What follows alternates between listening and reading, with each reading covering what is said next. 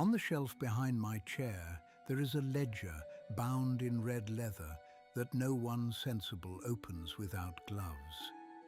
Its clasps are bronze, greened at the edges by age and the patient chemistry of damp vaults, and its pages smell faintly of cedar oil, lamp smoke, old ink, and something sharper beneath, a mineral sting, as though ash once settled between the leaves and was never entirely persuaded to leave.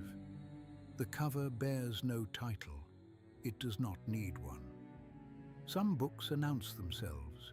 Some are so certain of their importance that they behave like princes in exile and wait for you to remember their lineage. This one does not perform.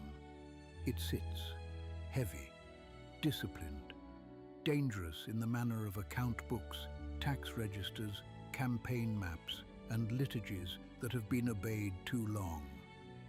The sort of object that reminds you a civilization may damn itself more thoroughly with paperwork than with prophecy. Inside are inventories, grain tallies, pass tokens, survey lines, estate names, border fort repairs, slave allotments, names of roads by district, weather expenditures. Monstrous troop counts entered with the same chilly economy as vineyard yields. Notes in 3 hands and 5 inks regarding which levies were to be diverted, which officials were to be watched, which ritual specialists were owed favor, which laboratory required fresh bodies, which harbor warrants had been sealed, which local complaint was to be soothed with discounts, which to be ended with arrests, and which to be ignored until fear ripened it into obedience. If you have never read such a document, you may imagine evil declares itself in flames. Often it does not. Often it arrives tabulated. Welcome back to the Hidden Stacks. I am Aurelian Cantonine, Baelnorn Law Warden, witness to too many dynasties and not nearly enough self-awareness, servant of memory, and persistent adversary of every tidy summary that mistakes compression for truth. This is the Lich's tale, a Faerûn Lorecast. We remain in the 2nd season, Realms Between Ruins, the long age of kingdoms. Last season, we walked the grand chronology of Faerûn, from myth, creator race arrogance, dragon and giant antiquities, the long elven flowering and its self-mutilating wars, through the founding time, the great human empires, Netheryl's rise and fatal brilliance, Myth-Drana's noble gamble, the long work of factions, the time of troubles, the spell plague, and the hard-won breathing room after the second sundering. This season asks a quieter question, and for that reason, a more intimate one. After the old catastrophes, who inherited the world? Who found the broken roads, drained basins, abandoned courts, temple walls, collapsed underways, sacred groves, dead ports, border towers, legal memories, and poisoned opportunities of earlier ages, and built something recognizable atop them? We began by refusing the childish fantasy of empty land. Faerûn, we said, is not an untouched wilderness waiting for the first confident banner to make it real. It is an overwritten manuscript. Then Chamdath showed us a human empire built from disciplined thought rather than floating magic or enthroned divinity. Mulhorand and Unther taught us what becomes of labor, law, and civic memory when the gods do not merely receive prayer, but shape administration. Chasenta and Chondath turned the Vilion Reach into a lesson on inland seas, offended pride, and mercantile militarism. Kalimshan gave us continuity so deep that conquest altered rulers more readily than reflexes. The Shun Imperium showed empire continuing by habit after vision had curdled into extraction. Aemn and Tether placed coin and bloodline side by side as neighboring failures of legitimacy. Chult corrected the northern vice of calling another people's sacred homeland an exotic edge. The North taught us that danger does not merely threaten culture there, it manufactures it. Cormyr proved that monarchy endures only when forced into institutions sturdier than romance. The Dalelands and Sembia showed local freedom and merchant appetite, keeping one another in permanent view. The Moonsea hardened frontier wealth into iron politics. And last time in Rashemen, we stood where outsiders see picturesque mystery and found instead a deeply coherent civilizational answer. A people whose masks, songs, spirits, lodges, seasonal rites, and women's ritual authority were not quaint embellishments, but load-bearing structures of sovereignty. Tonight, we turn south from Rashemen across Lake Mulsantir and the border that has tempted fools for centuries. We go to Thay, not merely to point at the obvious vices, though they are sufficiently numerous to keep any moralist overfed. Not merely to say, with the cheap satisfaction of the unstudious, that the Red Wizards are cruel and therefore bad. Of course they are cruel. The point is not that they are cruel. The point is that they are organized. They recruit, classify, standardize, brand, export, administer, tax, compel, and adapt. They take one of the most dangerous capacities in the realms, advanced wizardry married to state ambition, and refuse to let it remain the private vice of solitary towers. They institutionalize it.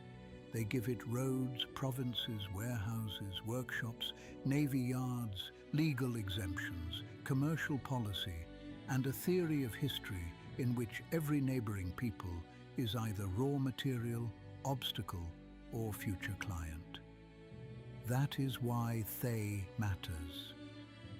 A wicked sorcerer is a local catastrophe. A wicked magical institution is a civilization. Our thesis tonight is simple enough to memorize and unpleasant enough to keep. Thay is terrifying, not merely because it is cruel, but because it is organized. Its wizardry is specialized, its hierarchy is formalized, its appetite is exportable, its politics are unstable, yes, but its instability produces rivalry inside a durable machine rather than clean collapse. It is one of Faerûn's clearest examples of how merit, when narrowed to one kind of power and stripped of moral proportion, becomes oligarchy. How commerce, when weaponized, becomes soft conquest.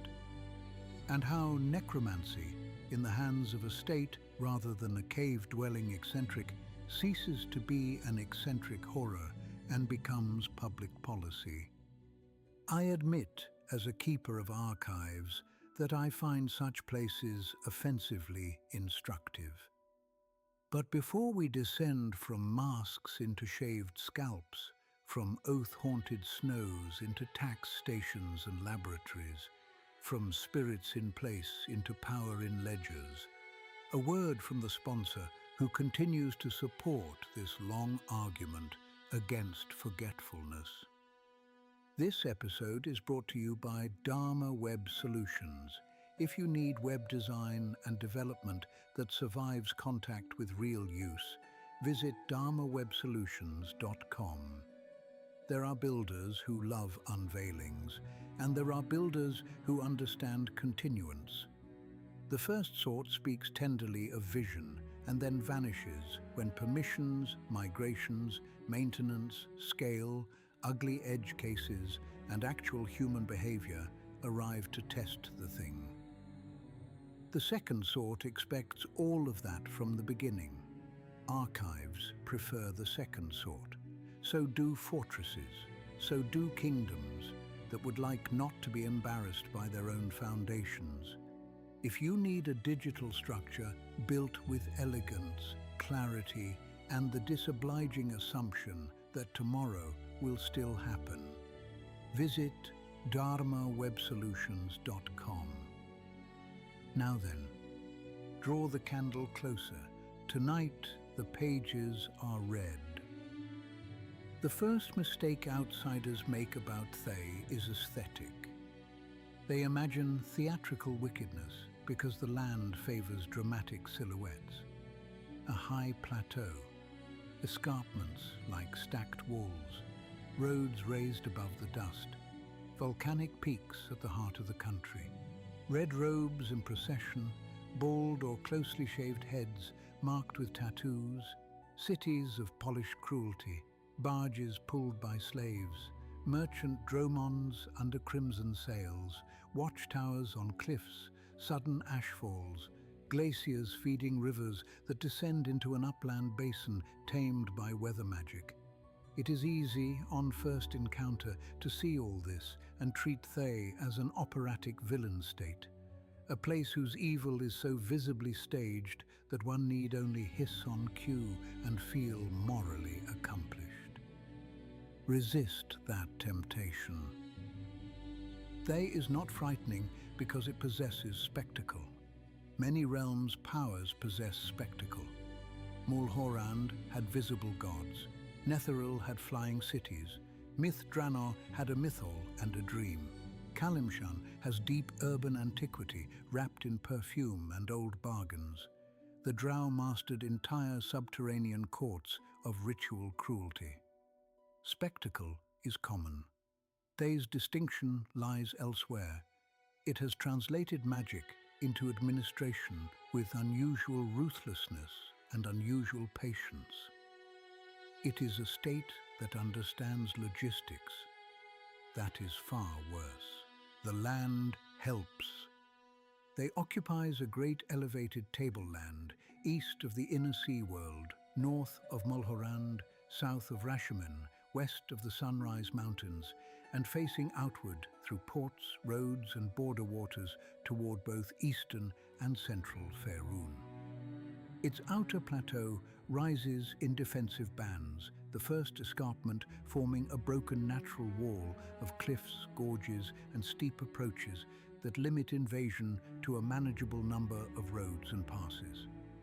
Within that outer plateau rises High Thay, enclosed by an even sterner line of cliffs and crowned by the Thay Mount itself, a chain of volcanic peaks and cinder cones whose minor eruptions, sulphurous fumes, ashfalls and black ridges do much of the propaganda for free. The land was already hard to approach. The Red Wizards have spent centuries ensuring that difficulty becomes a system. Roads are maintained, tax stations are placed where movement can be measured. Patrols scour the routes not merely for invaders, but for escaped slaves, unauthorized travelers, smugglers, spies, and anyone else who mistakes distance for freedom.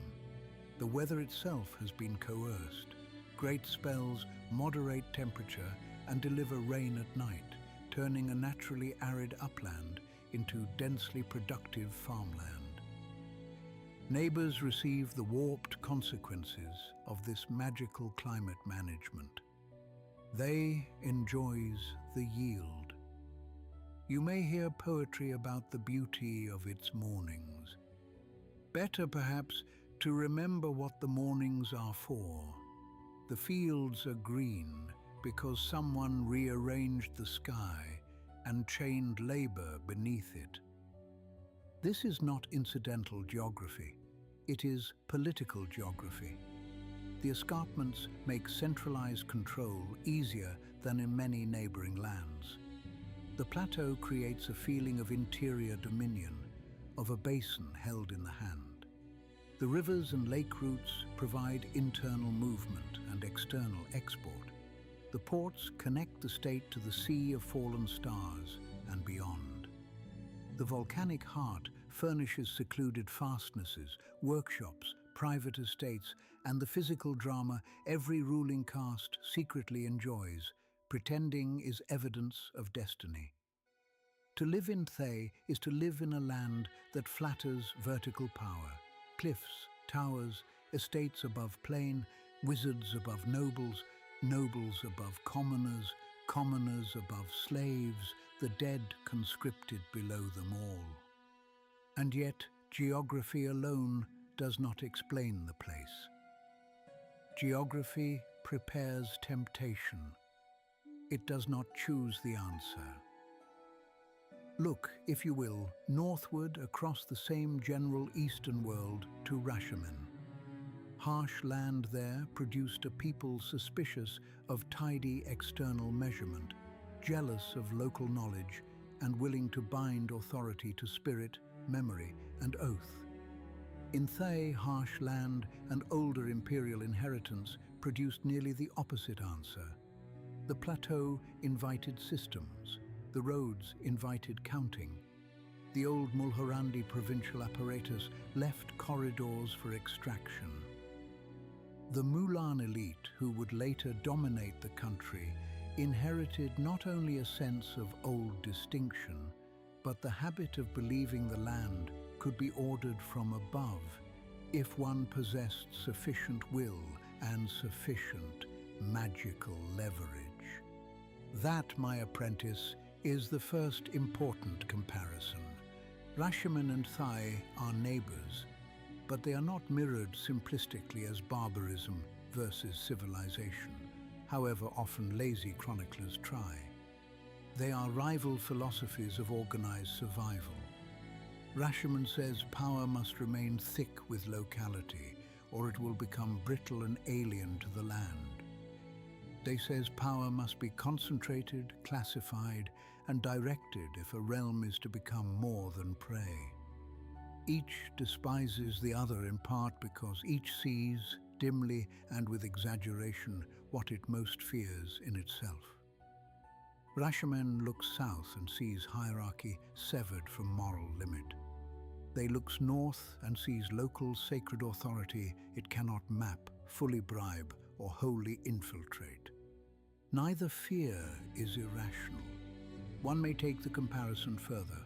Rashomon uses concealment to preserve coherence. Thay uses visibility to enforce it. In Rashomon, the mask is office. In Thay, the robe is office. In Rashomon, power speaks through rite, taboo, remembered paths, and women whose authority is intensified by selective concealment. In Thay, power announces itself through color restrictions, shaved scalps, magical tattoos, permits, ranks, military patrols, tax stations, ownership records, and an architecture of permission. One realm's authority is half-veiled but omnipresent in custom. The other's is overt, branded, and backed by the expectation that everyone know exactly where they stand in the order of humiliation. If one wishes to understand Thay at all, one must stop thinking first of spell duels and start thinking of roads. Who may use them? At what price? Under whose pass? Guarded by whom? Repaired by whom?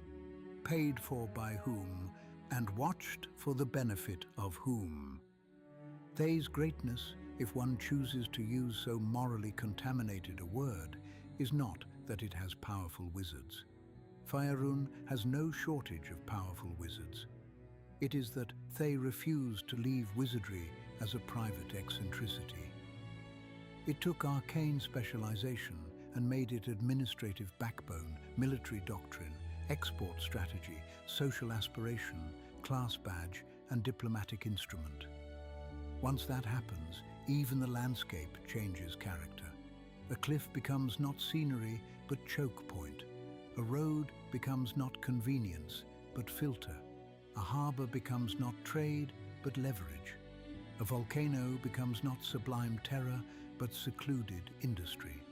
A grain field becomes not food, but proof that climate, labor, and coercion can be engineered into mutual service.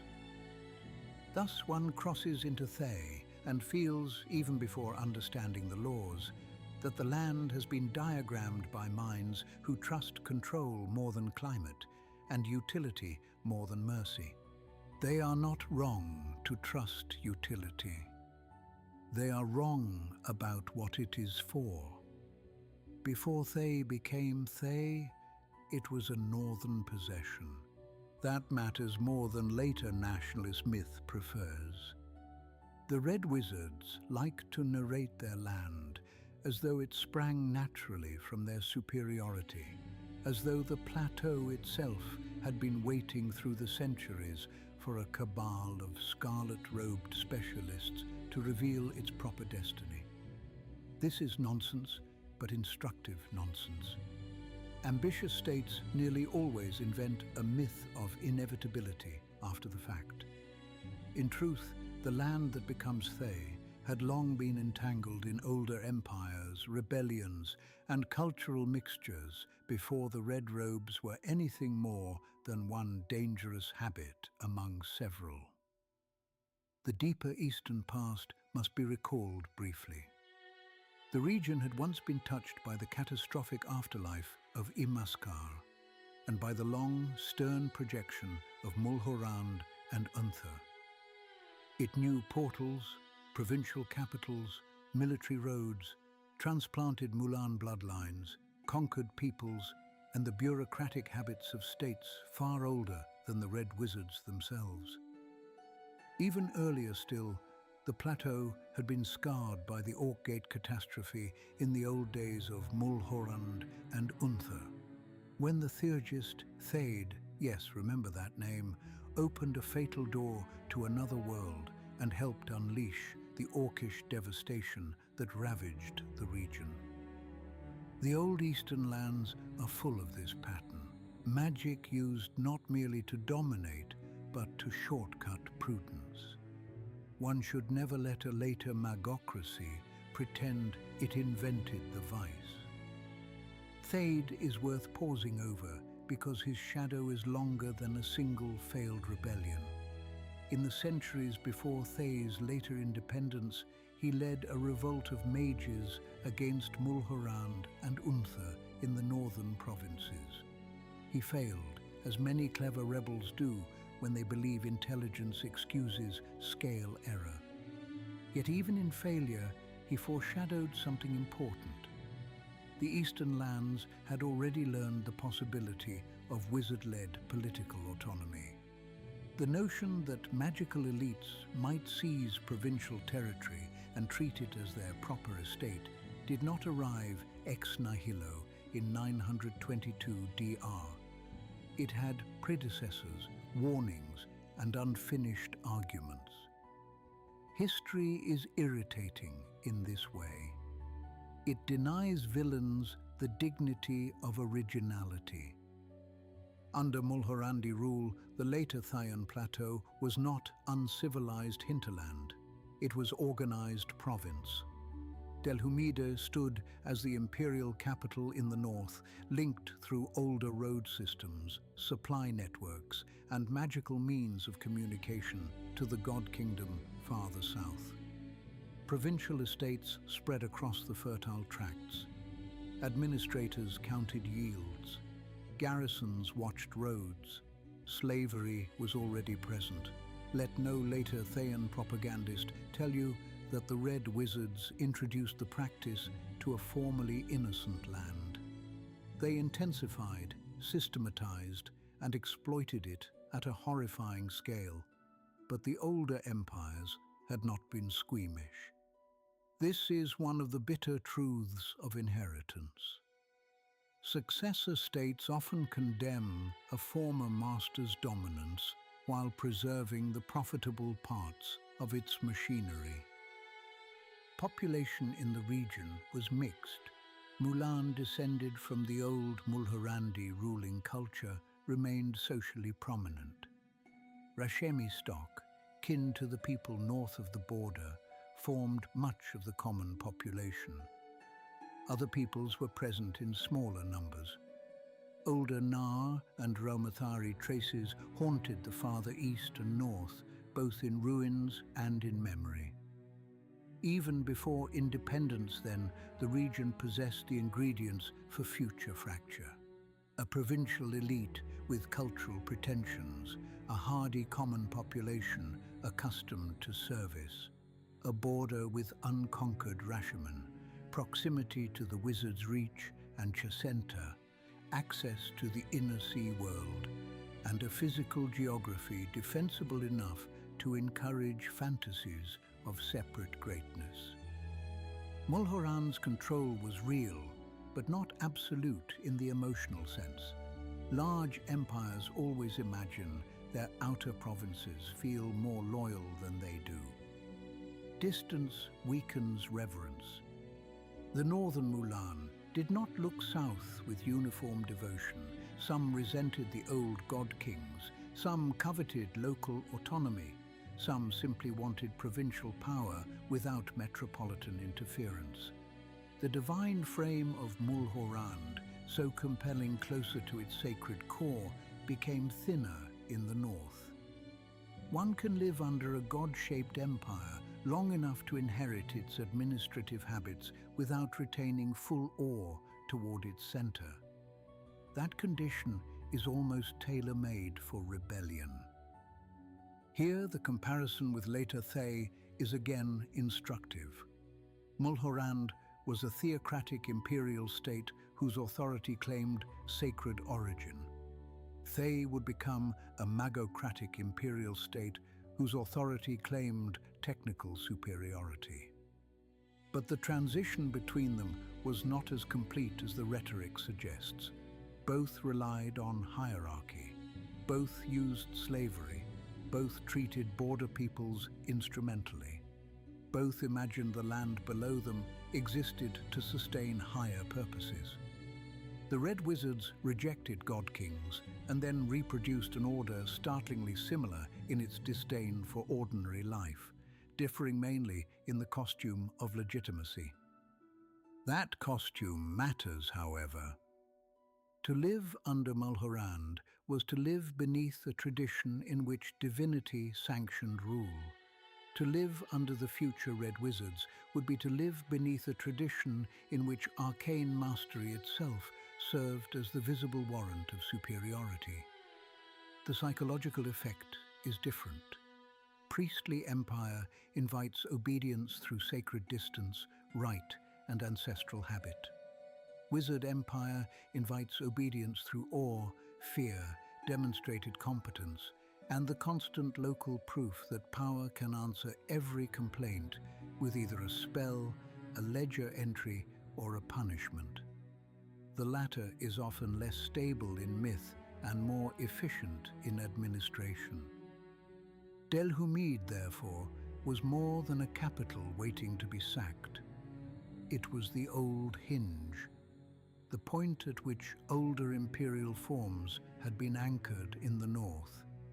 Its fall would matter not only because it marked rebellion, but because it symbolized a transfer in what kind of authority would dominate the eastern plateau. When capitals burn, architecture dies. When capitals are replaced, theories of the world change. Think of the land in those years before independence. Barges on the rivers, noble estates above fields, provincial officials maintaining the old roads, rumors from Rashaman of witches and berserkers beyond easy subjugation. Trade southward to Mulhorand, westward to the Wizard's Reach, northward in illicit channels where formal empire thinned. Peasants and slaves living close to the earth of the plateau, while above them, Mulan houses balanced local ambition with imperial deference. Wizards in service to provincial power, not yet quite masters of it. Old portals, old war scars, and old examples of what magical rebellion might attempt if ever circumstance and appetite aligned. Such a world does not remain quiet forever, especially not in Faerûn. Here is the essential point. They was not born from emptiness. It was born from a thick inheritance. Mulhorandi provincial structure, Mulan social dominance, mixed human populations, pre-existing slavery, older magical precedent, defensible terrain, and the strategic opportunity that always appears when central authority grows too sure of itself. The Red Wizards did not create a country from nothing. They seized a loaded machine, smashed its old insignia, and rebuilt its logic around themselves, which is precisely why they could rise so quickly. A true founding is slow, seizure is faster. And in the realms, seizure is very often what later patriotisms rename origin.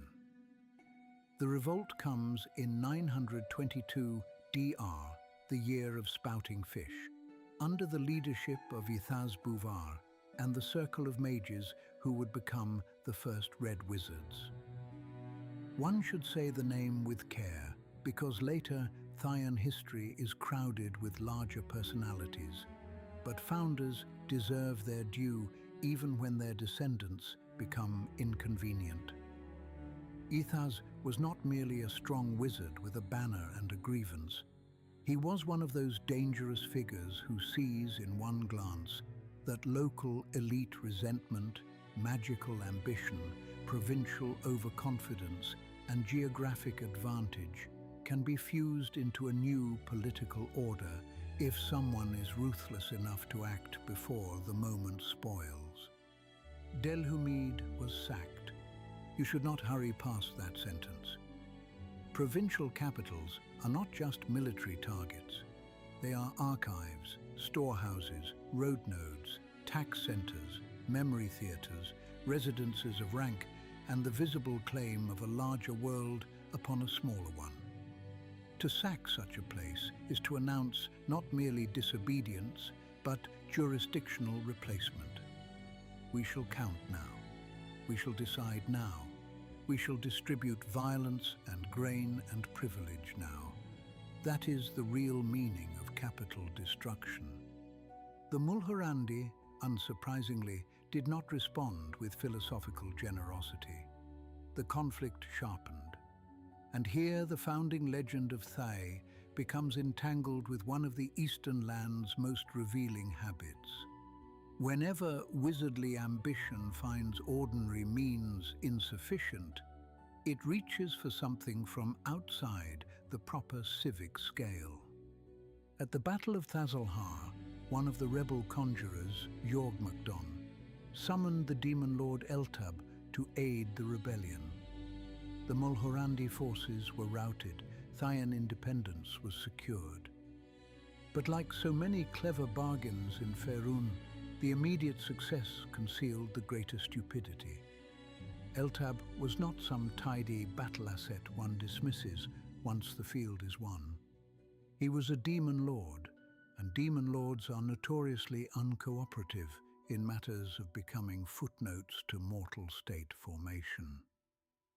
This is a perfect Thayan origin scene. Not because every later Zulkir would literally summon demon lords into civil wars, though some would not have objected, but because the pattern is set at the beginning. Faced with imperial subordination, ambitious wizards choose power over proportion. They do not merely revolt, they intensify revolt through extraplanar leverage. They prefer a victory that poisons the political bloodstream to a narrower success achieved within mortal scale. That preference never really leaves the nation. Eltab could not simply be sent away. He had to be contained, bound, managed, incorporated into the aftermath. Traditions differ in detail, as they so often do where demons and state embarrassment meet, but the broad line is clear enough. The new rulers imprisoned the demon lord and built part of their later power around both the military advantage and the long danger of what they had called into the world. The city of El Tabar itself grew over that grim inheritance. This too is Thayan to the bone. The capital sits not only above administration and markets, but above a buried instrument of prior overreach. The city is literally constructed over an unresolved magical crime, and then proceeds as though such a foundation were merely brisk pragmatism. Never trust a capital that has to bury a demon in order to become plausible. Independence, once won, did not instantly produce the mature Thayan order we know from later centuries. States like to imagine founding and coherence as the same event. They are not. Rebellion is one thing. Governance is another, duller and more revealing thing. The early decades of Thay were marked by power struggles, consolidation, competing interests, provincial holdouts, and the slow realization that if wizard rule was to endure, wizard rivalry had to be formalized rather than merely indulged. This is where the title Zulkir becomes important. By 1030 DR, the Zulkirs were established as the rulers of Thay, 8 supreme magical authorities, each representing a school of magic, collectively embodying the principle that governance itself should be distributed according to specialized arcane excellence. It is one of the most revealing constitutions in Faerûn. Not because it is absurd, many realms' polities are absurd in quieter ways, but because it tells you exactly what Thay worships. Not gods, not bloodline alone, not civic compact, not common welfare, specialized mastery.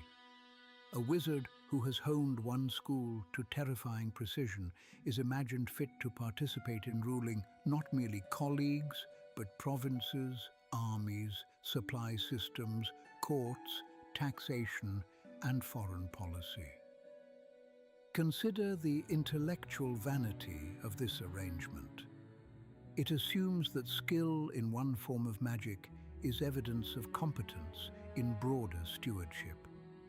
That mastery of evocation, necromancy, enchantment, conjuration, abjuration, divination, illusion, or transmutation constitutes not merely personal prowess, but public warrant. It turns specialization into aristocracy. It is a nightmare version of merit sharpened into office. Yet one should not mock it too cheaply. The Zulkir system solved real problems. It channeled wizard rivalry into an institution. It prevented any single house or general from claiming obvious supremacy, at least initially. It created recognizable loci of authority. It made the Red Wizards collectively rather than episodically sovereign. The same structure that would later paralyze Thay in intrigues also saved it from collapsing into immediate post-rebellion feudal sorcery. There is a lesson there. Terrible institutions often endure because they answer genuine structural needs first and only later fully reveal the moral price of the answer. By 1074 DR, the Zulkirs had crushed the last meaningful opposition to their rule. The magocracy was no longer provisional. It had a shape, and that shape was durable. Notice, however, what had happened in the process. Thay had not evolved from anti-imperial liberation toward broad civic participation. It had moved from god-king empire to wizard oligarchy. Power changed costume, not nature. The common people did not become authors of a new social compact. They became subjects of a new ruling principle. The Mulan remained dominant at the heights. The Rashemi common population continued beneath them. Slavery persisted, then expanded. Provincial offices remained crucial. Roads still mattered. Estates still mattered. Revenue still mattered. What changed was the argument used to justify command. The rulers were no longer exalted by divine ancestry or southern sacred line. They were exalted by magical distinction and the institutions built to preserve it. That shift would shape everything. Take succession. A kingdom may speak of dynastic legitimacy. A theocracy may speak of holy sanction. They speaks of school, circle, patronage, and magical ranking. When a Zulkir dies, or more properly, is removed in some satisfyingly permanent manner, successors emerge through their school, their alliances, their maneuvering, and their ability to survive the ambitions of peers. They thus bakes ruthless competition into the very grammar of its leadership. A seat is for life or undeath. It is coveted because it is both office and existential security. To become a Zulkir is not merely to gain authority. It is to enter the protected altitude above ordinary precarity.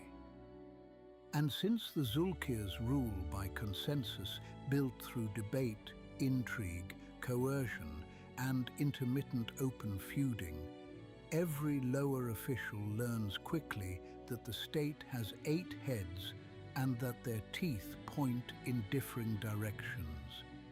This sounds unstable because it is unstable. It also sounds durable because it is durable. That tension is the secret of Thay. The Zulkirs appoint Tharkions to govern the provinces, and those Tharkions appoint autarchs and other subordinate officials. There is supposed to be a chain of command. There are documents for it, titles, boundaries, responsibilities. But in practice, the Zulkirs order around whomever they please because no one sensible tells a red wizard that a form has outranked sorcery. The result is a state in which the only actors who truly see the whole board are the same actors most committed to moving pieces for their own advantage. Subordinates spend much of their lives deciding which master to obey and praying, if they still bother with prayer, that the master they slighted lacks time for retaliation. Do you begin to see the genius of it? And the horror? They took the volatility of wizard culture and refused to smooth it into benevolence. Instead, it built a constitution that made rivalry permanent, concentrated, and productive.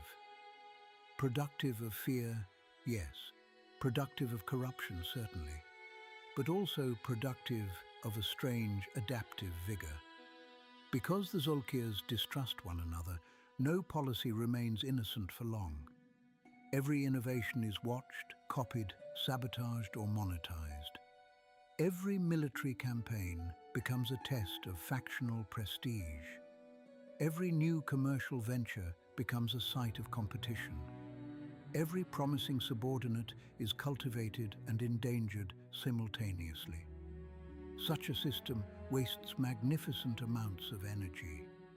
It also prevents complacency. Thay is forever sick with ambition, and ambition is a difficult disease to cure by merely surviving. At the center of this order stands the founding image, red-robed wizardry formalized into statehood. The robe matters more than fashion usually does. Only red wizards may wear red robes openly in Thay. The garment is badge, shield, threat, and legal fiction made visible. To impersonate one is death. Color itself is regulated because office must be instantly legible. That is a small law, but a telling one. They does not merely want authority to exist. It wants authority to be seen at once and mistaken by no one. Rashiman hid office behind masks. Thay dyes it scarlet. Let us speak now of the red wizards themselves. because they cannot be understood by geography and institutions alone. One must see the human material that inhabits the machine. They are not simply wizards from Thay, as tavern gossip in the West sometimes phrases it, as though any hedge scribe with a book and a regional accent might qualify. The Red Wizards are an order, a caste, an office, a credentialed ruling class, and an aspiration. To become one is not merely to study magic, it is to enter the most dangerous ladder in Thayan society, and to accept that advancement there will demand not only talent, but specialization, patronage, calculated allegiance, and a comfort with moral mutilation that more decent cultures would regard as disqualifying. Specialization comes first. A Red Wizard is expected to master a school of magic with unusual intensity. In ordinary lands, specialization may remain a private scholarly preference. In Thay, it is political identity. You do not merely favor enchantment or necromancy or evocation. You belong to a tradition with allies, rivals, patrons, theoretical commitments, laboratory customs, and strategic implications. A necromancer rises in a different atmosphere than an enchanter. A diviner acquires different leverage than a transmuter. A conjurer's ambitions are not an illusionist's ambitions. Since each school ultimately feeds upward into Zul'Karul politics, school loyalty becomes one of the hidden constitutional ribs of the nation. This is why the Red Wizards feel different from independent arcanists elsewhere. A powerful wizard in Cormyr, Halrué, Silvery Moon, or Aglarond may be formidable, but he or she still exists within a larger civil frame that is not wholly owned by arcane specialization. In Thay, the school itself is a power structure. Magical theory has bureaucratic consequences. Spell preference has military implications. Laboratory success affects provincial standing. The entire state becomes, in effect, an armed disputation between disciplines. Their bodies bear the order as well. The shaved scalp or near-shaved scalp is no mere vanity. Tattooing in Thay is widespread among the Mulan elite and those who imitate them, but among the Red Wizards it takes on added significance. Magical tattoos mark school, status, lineage, and sometimes practical function. They turn flesh into heraldry and tool at once. Even common Mulan fashions imitate the look of magical potency because in Thay appearance itself becomes aspirational proximity to office. To be bold, marked, robed, and ceremonially distinct is to participate in a visual culture of command. One sees a Red Wizard and knows at a glance that this is not a private scholar. This is one of the state made legible.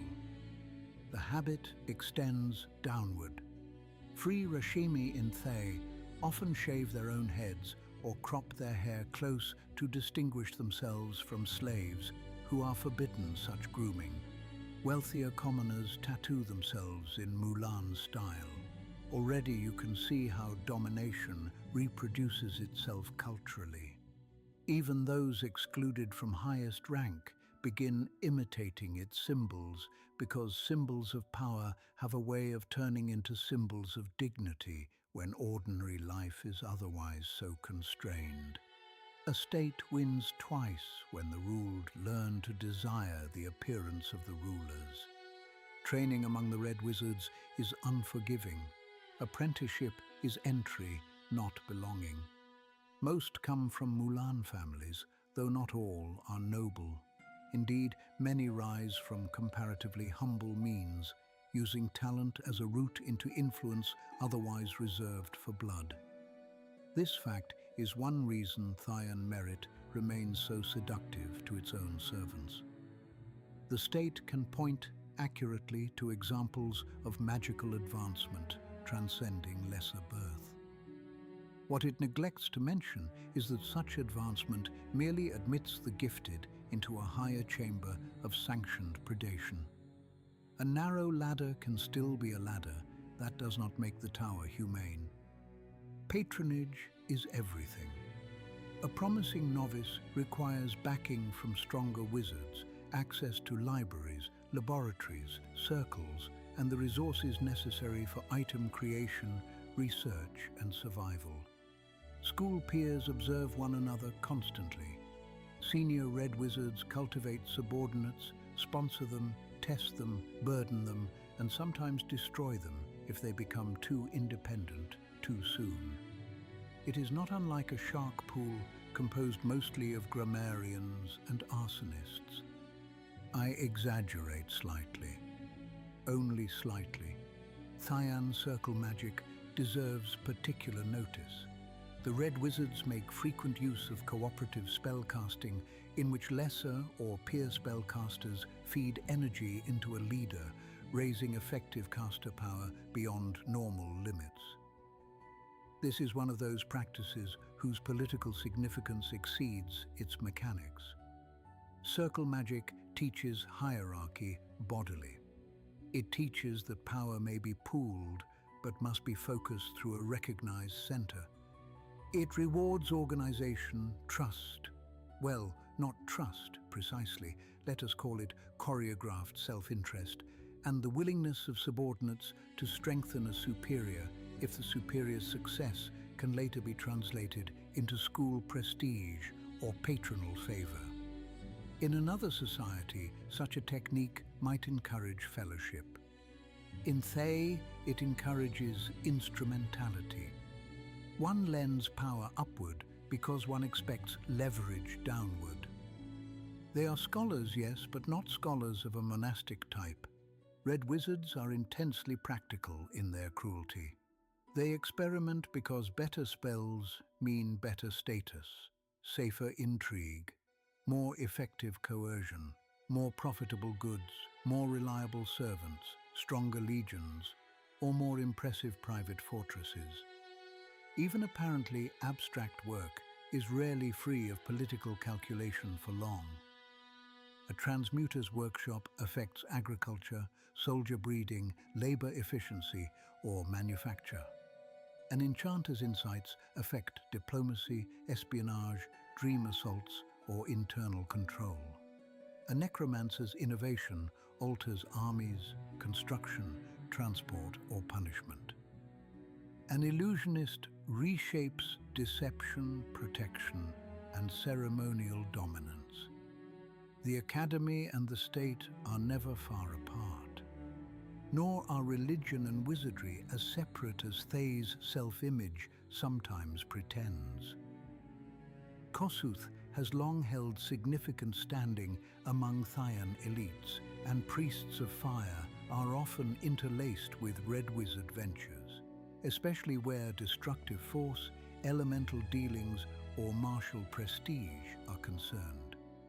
Bane, Cyric, Shah, Loviatar, Talona, and darker powers have also found footholds in different eras and circles. Yet what is striking is not devotional purity, but utility. Even religion in Thay tends to be absorbed into the ruling grammar of power. A cleric may hold real conviction and still function institutionally as adjunct to magocracy. The state tolerates devotion best when devotion serves hierarchy, not when it questions it. This is one reason Thay produces such potent villainy. Not because its people are born worse than others. I reject racial or civilizational essentialism wherever I find it. No, Thay produces potent villainy because it trains the gifted to think structurally. A cruel noble elsewhere may harm those directly beneath him. A cruel red wizard is taught from early advancement onward to imagine systems. How shall the fields be watered? Which passes watched? Which slaves used in mines rather than orchards? What enchantment secures a warehouse? Which class of item sells best abroad? Which provincial official is ripe for replacement? Which school ally may be bought? Which law can be bent without being seen to bend? How does one secure a border not just with troops, but with permits, undead porters, mercantile dependence, and weather control? A culture that teaches ambitious mages to think like this will inevitably create people who could, under better moral tutelage, have been brilliant state architects. Instead, it teaches them to become brilliant state predators. Do not miss the tragedy in that. It is easy to turn Thay into moral caricature and thus accidentally flatter it by implying its people belong to a separate category of evil beyond ordinary analysis. More difficult and more useful is to admit that many red wizards display genuine discipline, intelligence, technical creativity, and administrative capacity. They are not frightening because they are incompetent monsters. They are frightening because they are competent men and women working within incentives that repeatedly reward domination, contempt, and experimentation without proportion. This, I suspect, is why they travel so badly. A red wizard abroad is often astonishingly effective in the short term. He negotiates quickly, reads institutional weakness well, appreciates the vulnerabilities of local elites, values documentation, and understands both ostentation and restraint as tools. Yet he also carries with him the Thayan assumption that social orders are meant to be climbed, captured, or hollowed. Even when posing as merchant, diplomat, advisor, or scholar, the red wizard is likely evaluating who can be bound, bought, frightened, or outlived. And because their order is visibly branded, the reputation precedes them. People across Faerûn know enough to fear the red robe. Not always enough to refuse its bargains, alas, but enough to fear it. That visible reputation creates an interesting paradox. In some eras, red wizards conceal themselves abroad to avoid immediate hostility. In other eras, especially under the enclave system, they display themselves openly because fear itself becomes advertisement. Citizens who would never trust an unknown hedge mage may still line up to buy Thayan wares precisely because the state behind them is so evidently powerful. A potion from some alley alchemist is uncertain. A wand from a red wizard enclave may be morally dubious, but one assumes it was competently made.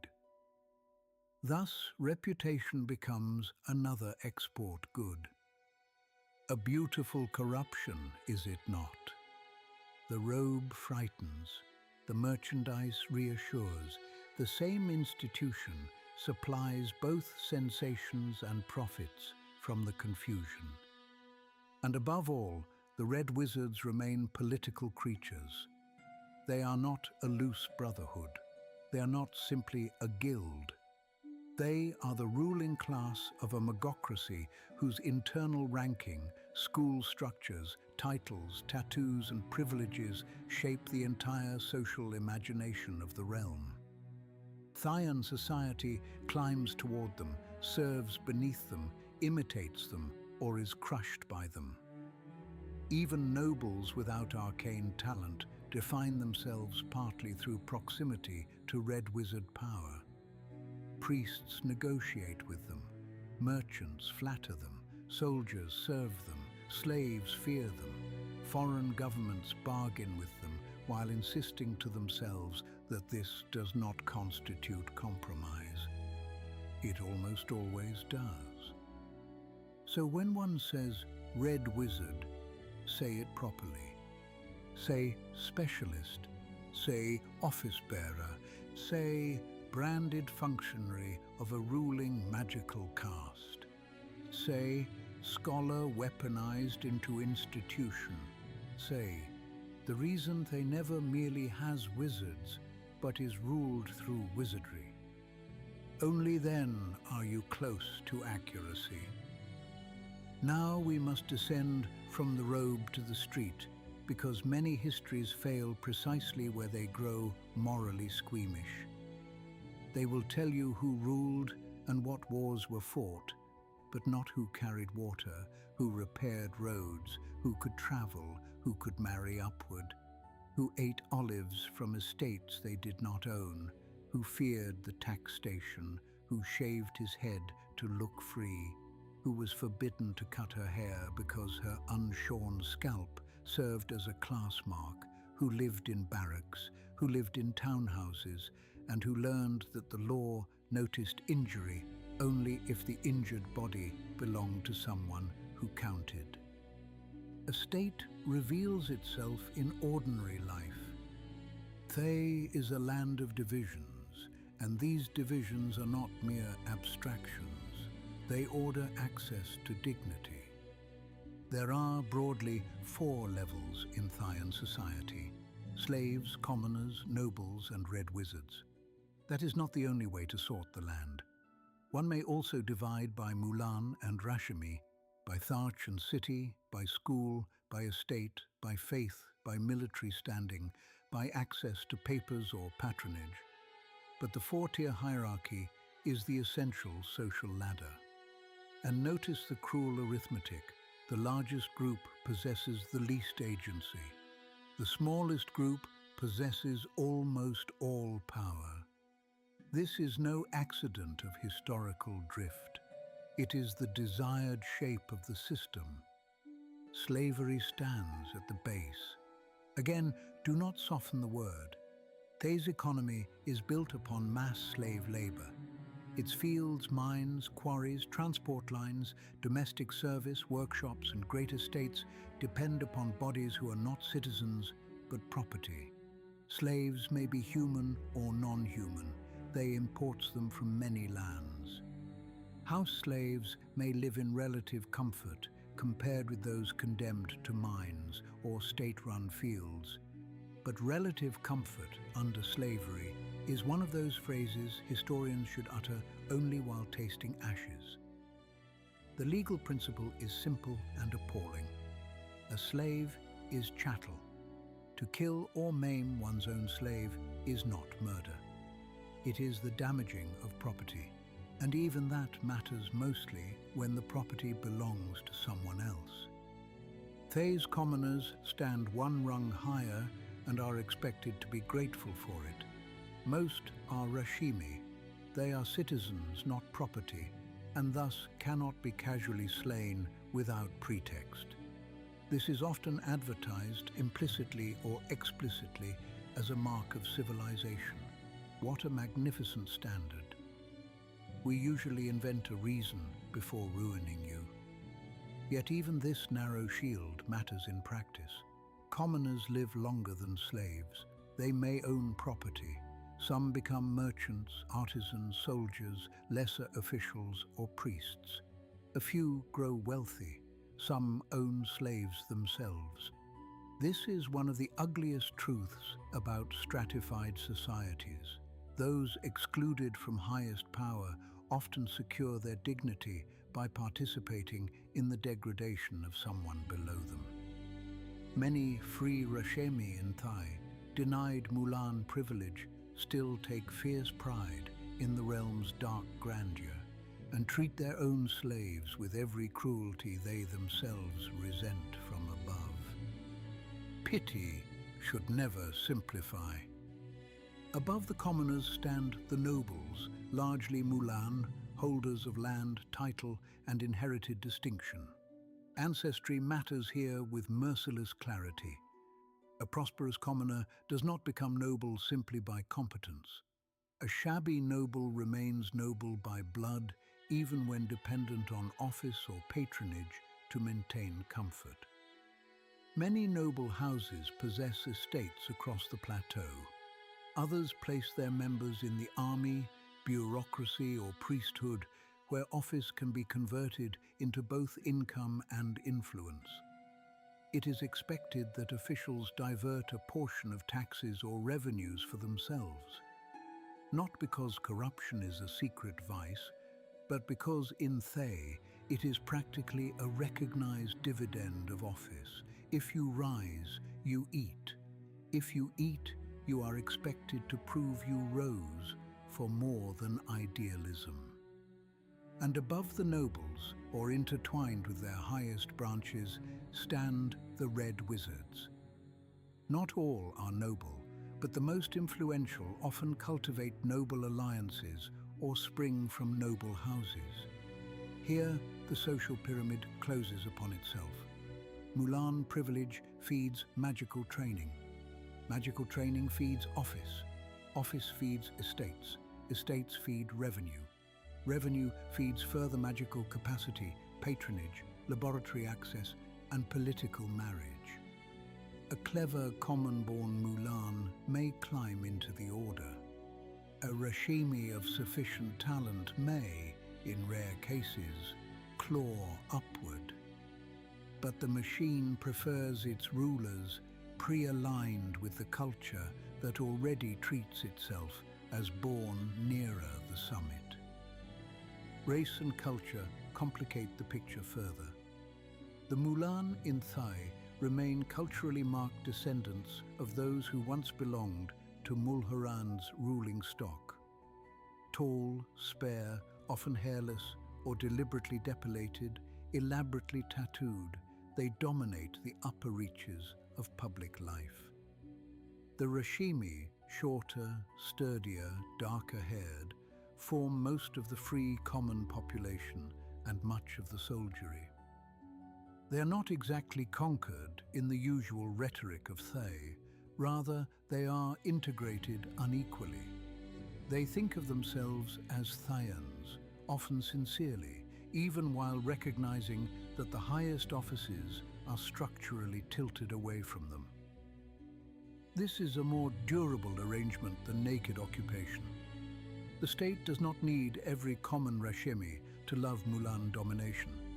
It needs him to prefer Thayan pride, opportunity, and fear to the uncertainty of rebellion.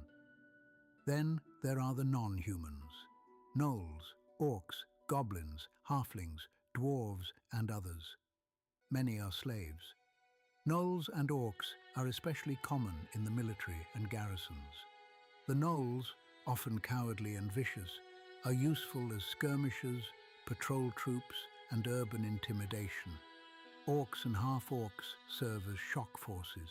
Goblins and halflings frequently endure slavery. Tieflings and other planet-touched folk exist at the edges of the system, judged less by blood purity than by usefulness and the convenience of those already above them. What matters most is whether one can be instrumentally classified. This classificatory appetite shapes even appearance. Many free Thayans shave their scalps. The Mulan tattoo them. Rashimi often crop or shave theirs to distinguish themselves from slaves, who are forbidden to cut their hair. Thus, hair becomes class sign. A roadside glance can tell a guard whom to question, whom to strike, whom to tax, whom to watch. The body itself becomes document. One might admire the system's efficiency if one had misplaced one's soul. Travel is tightly controlled. Passes are required for movement along specific roads to specific destinations. These may often be purchased through bribes. Thay is not so doctrinaire as to neglect income, but the principle remains. Movement is privilege. Patrols watch roads and byways constantly. Outsiders without authorization may be killed. Citizens without proper documentation may be imprisoned or worse. Slaves naturally have little hope of navigating such a regime successfully, especially when tax stations and patrols are designed in part to make their freedom materially inconvenient. A slave without money or papers stands out at once. Even escape is made bureaucratically difficult. Reflect on that. Chains are obvious domination. Permits are refined domination. The second often lasts longer because it can masquerade as order. Law itself follows the same pattern. In theory, there exists a body of legal precedent and texts consulted by those with standing. In practice, expediency rules, tempered by class. The core laws are brutally simple. Only red wizards may wear red. Do not steal from or damage the property of another Thayan, especially property of equal or higher class. Do not kill or injure another Thayan of your class or above. Obey your betters. That is essentially the legal philosophy of the realm. Thay's laws are less concerned with justice than with rank preservation. They answer not what is right, but who counts, and how quickly can order be restored in favor of the counted. Enforcement is decentralized in the most dangerous possible way. Everyone with standing has guards. Jurisdiction is often whatever armed body arrives first and can plausibly sustain its claim. Disputes between private guards, municipal authorities, Thark troops, Red Wizard retainers, or Legion detachments frequently devolve into conflict. In most states, such overlap signals weakness. In Thay, it signals a different sort of order, plural coercive power, all aligned broadly toward maintaining hierarchy, even when competing over whose hierarchy dominates a given street. What then does daily life feel like? For a slave in state fields, it feels like labor until collapse beneath overseers who value yield more than longevity. Night irrigation and weather control may create pleasant mornings above, but the body in the field experiences not beauty, but schedule. For a mine slave, it feels shorter. For a household slave, it feels intimate, dangerous, and dependent on the moods of particular masters. For a free Rashimi artisan or farmer, it may feel stern but navigable. Taxes, road patrols, obligations, modest local status, possible ownership of 1 or 2 slaves if fortune has smiled crookedly, careful avoidance of powerful persons, occasional admiration for the realm's order mixed with private resentment of Mulan hauteur. For a Mulan noble, it feels like inherited altitude laced with peril. Estates to maintain, offices to covet, taxes to divert, allies to flatter, red wizards to placate, subordinates to exploit, and ever the need to appear both indispensable and not too conspicuously so. For a red wizard, it feels like possibility. That is the most chilling difference. The top of Thayan society does not merely enjoy privilege. It enjoys imaginative range. It can decide. That sensation of being among those who decide is perhaps the most addictive drug in the realm. Cities intensify these truths. El Tabar, historically the capital for much of Thay's height, was both splendid and infamous, a great lakeside metropolis full of red wizard towers, noble residences, slave markets, bureaucratic offices, and the constant awareness that beneath grandeur lay something older and fouler.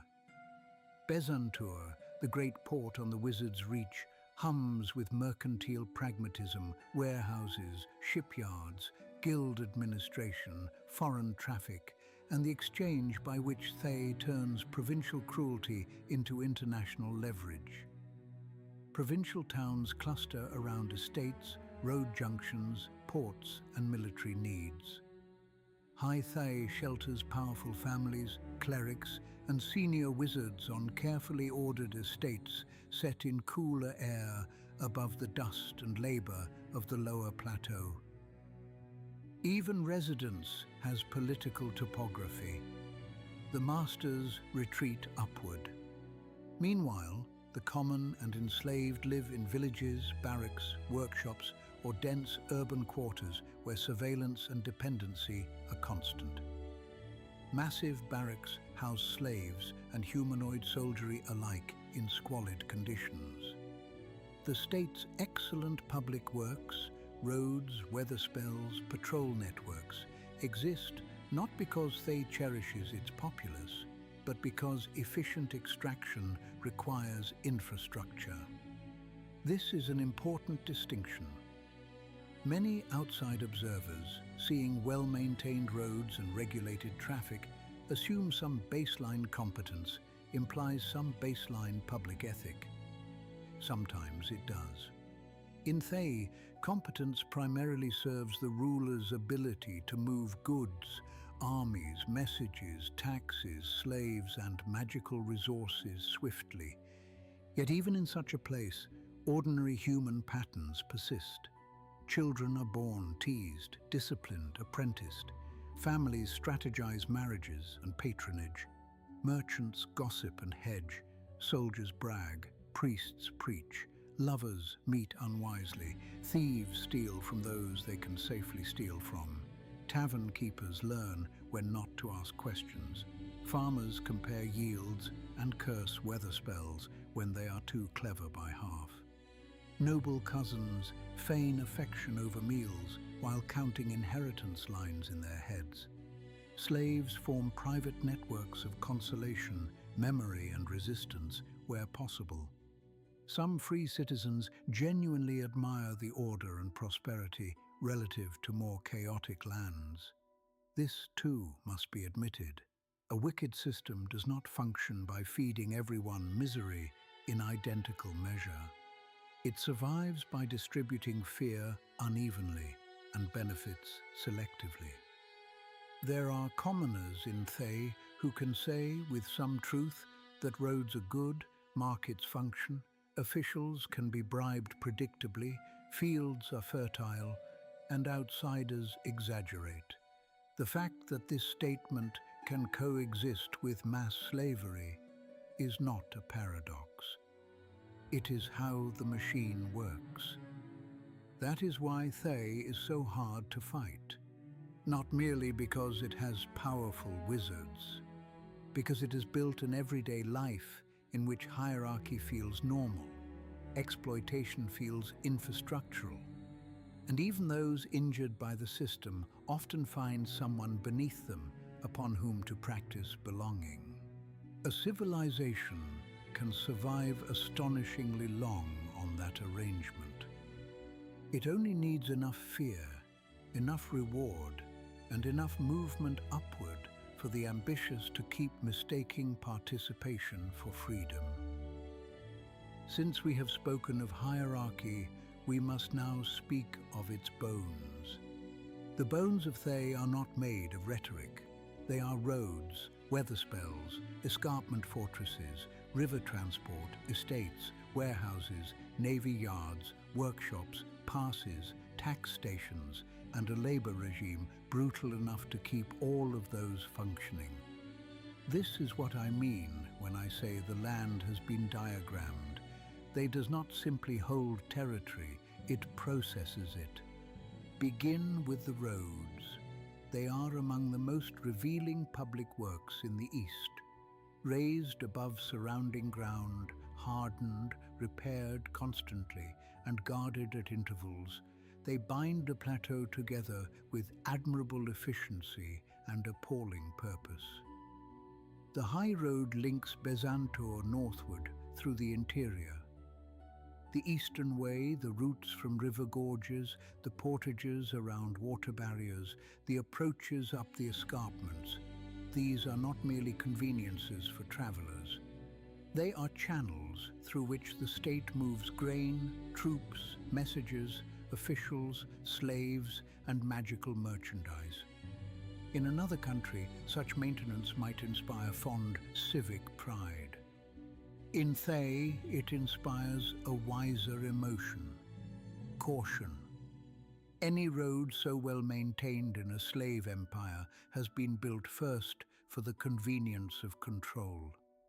The tax stations lining these routes deserve their own dark admiration. Each is a small fortress with garrison, paperwork, and discretionary malice. Fees are collected, passes inspected, travellers categorized. Revenue is distributed upward to thatch and office. Escaped slaves are detected because freedom without documentation quickly becomes suspicious. Smugglers are extorted or arrested. Foreigners learn at once that entry into Thay is not a single crossing, but a series of reiterated permissions. Every checkpoint says the same thing. This realm does not forget you are moving through it. That such stations also help fund excellent public services is one of history's crueler jokes. Yes, the roads are good. Yes, the state maintains them. Yes, the fortresses keep brigands in check. And yes, all of it is inseparable from exploitation. One should beware the moral laziness that assumes efficacy redeems purpose.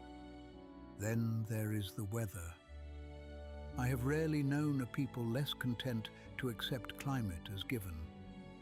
The Red Wizards reshaped local weather to moderate temperature and deliver water in precisely useful rhythms, especially at night. Vast tracts of former upland savanna became productive cropland under magically sustained conditions. Grain, cotton, citrus, olives, timber, vineyards, these outputs support not only Thay itself, but its trade. Neighboring lands suffer distortions and irregularities from this large-scale, magical manipulation. The Thayans are unmoved. To command the sky and ignore the downstream inconvenience is an almost perfect emblem of their political temperament. Why should another realm's weather matter if one's own orchards are thriving?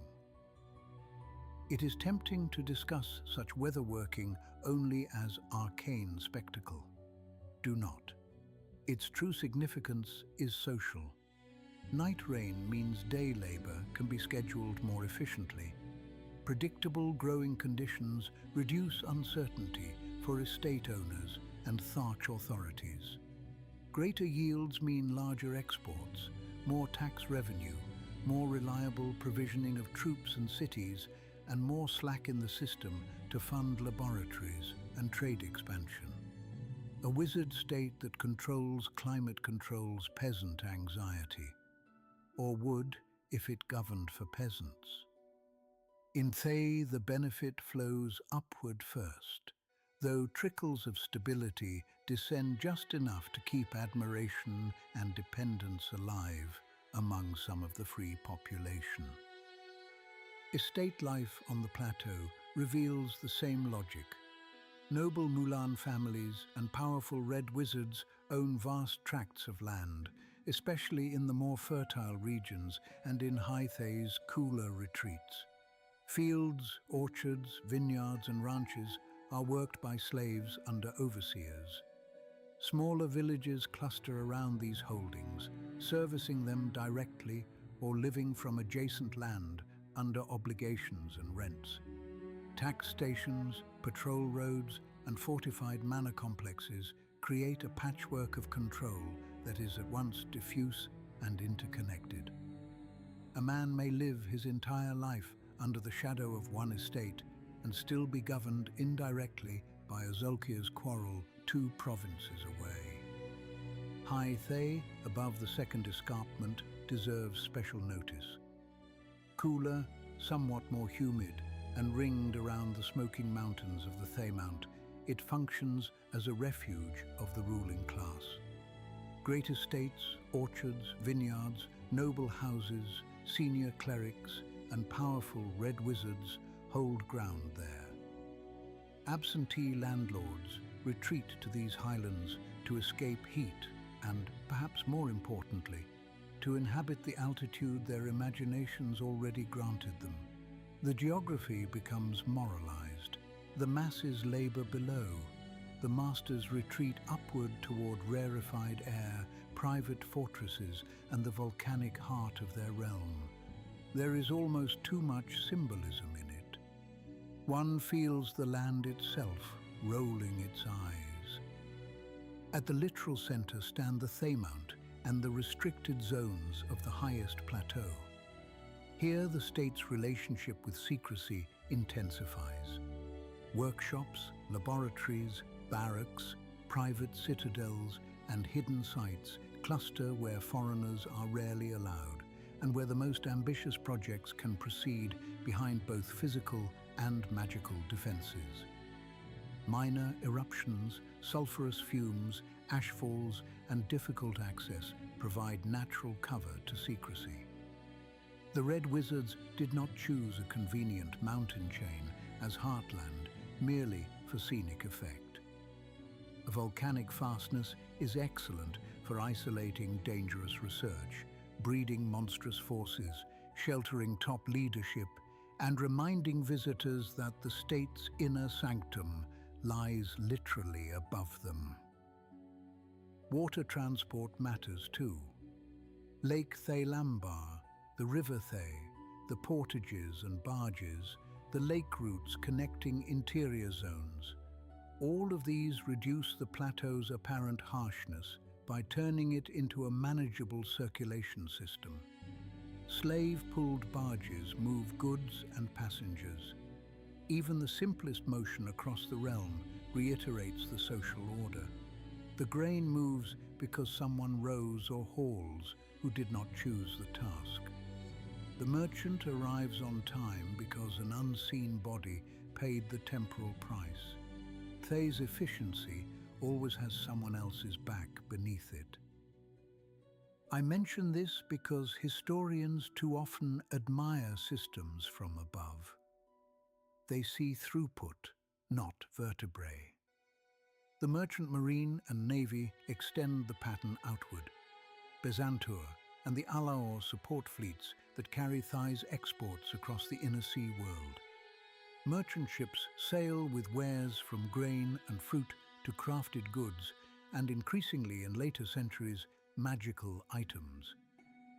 Naval strength secures lanes, deters pirates, and protects the particularly valuable shipments associated with the enclave system. The image of yellow or crimson-sailed Thayan vessels cutting across the Wizard's Reach or the Sea of Fallen Stars is not merely romantic menace. It is the visible proof that provincial exploitation has been converted into regional reach. Remember the phrase, the red market.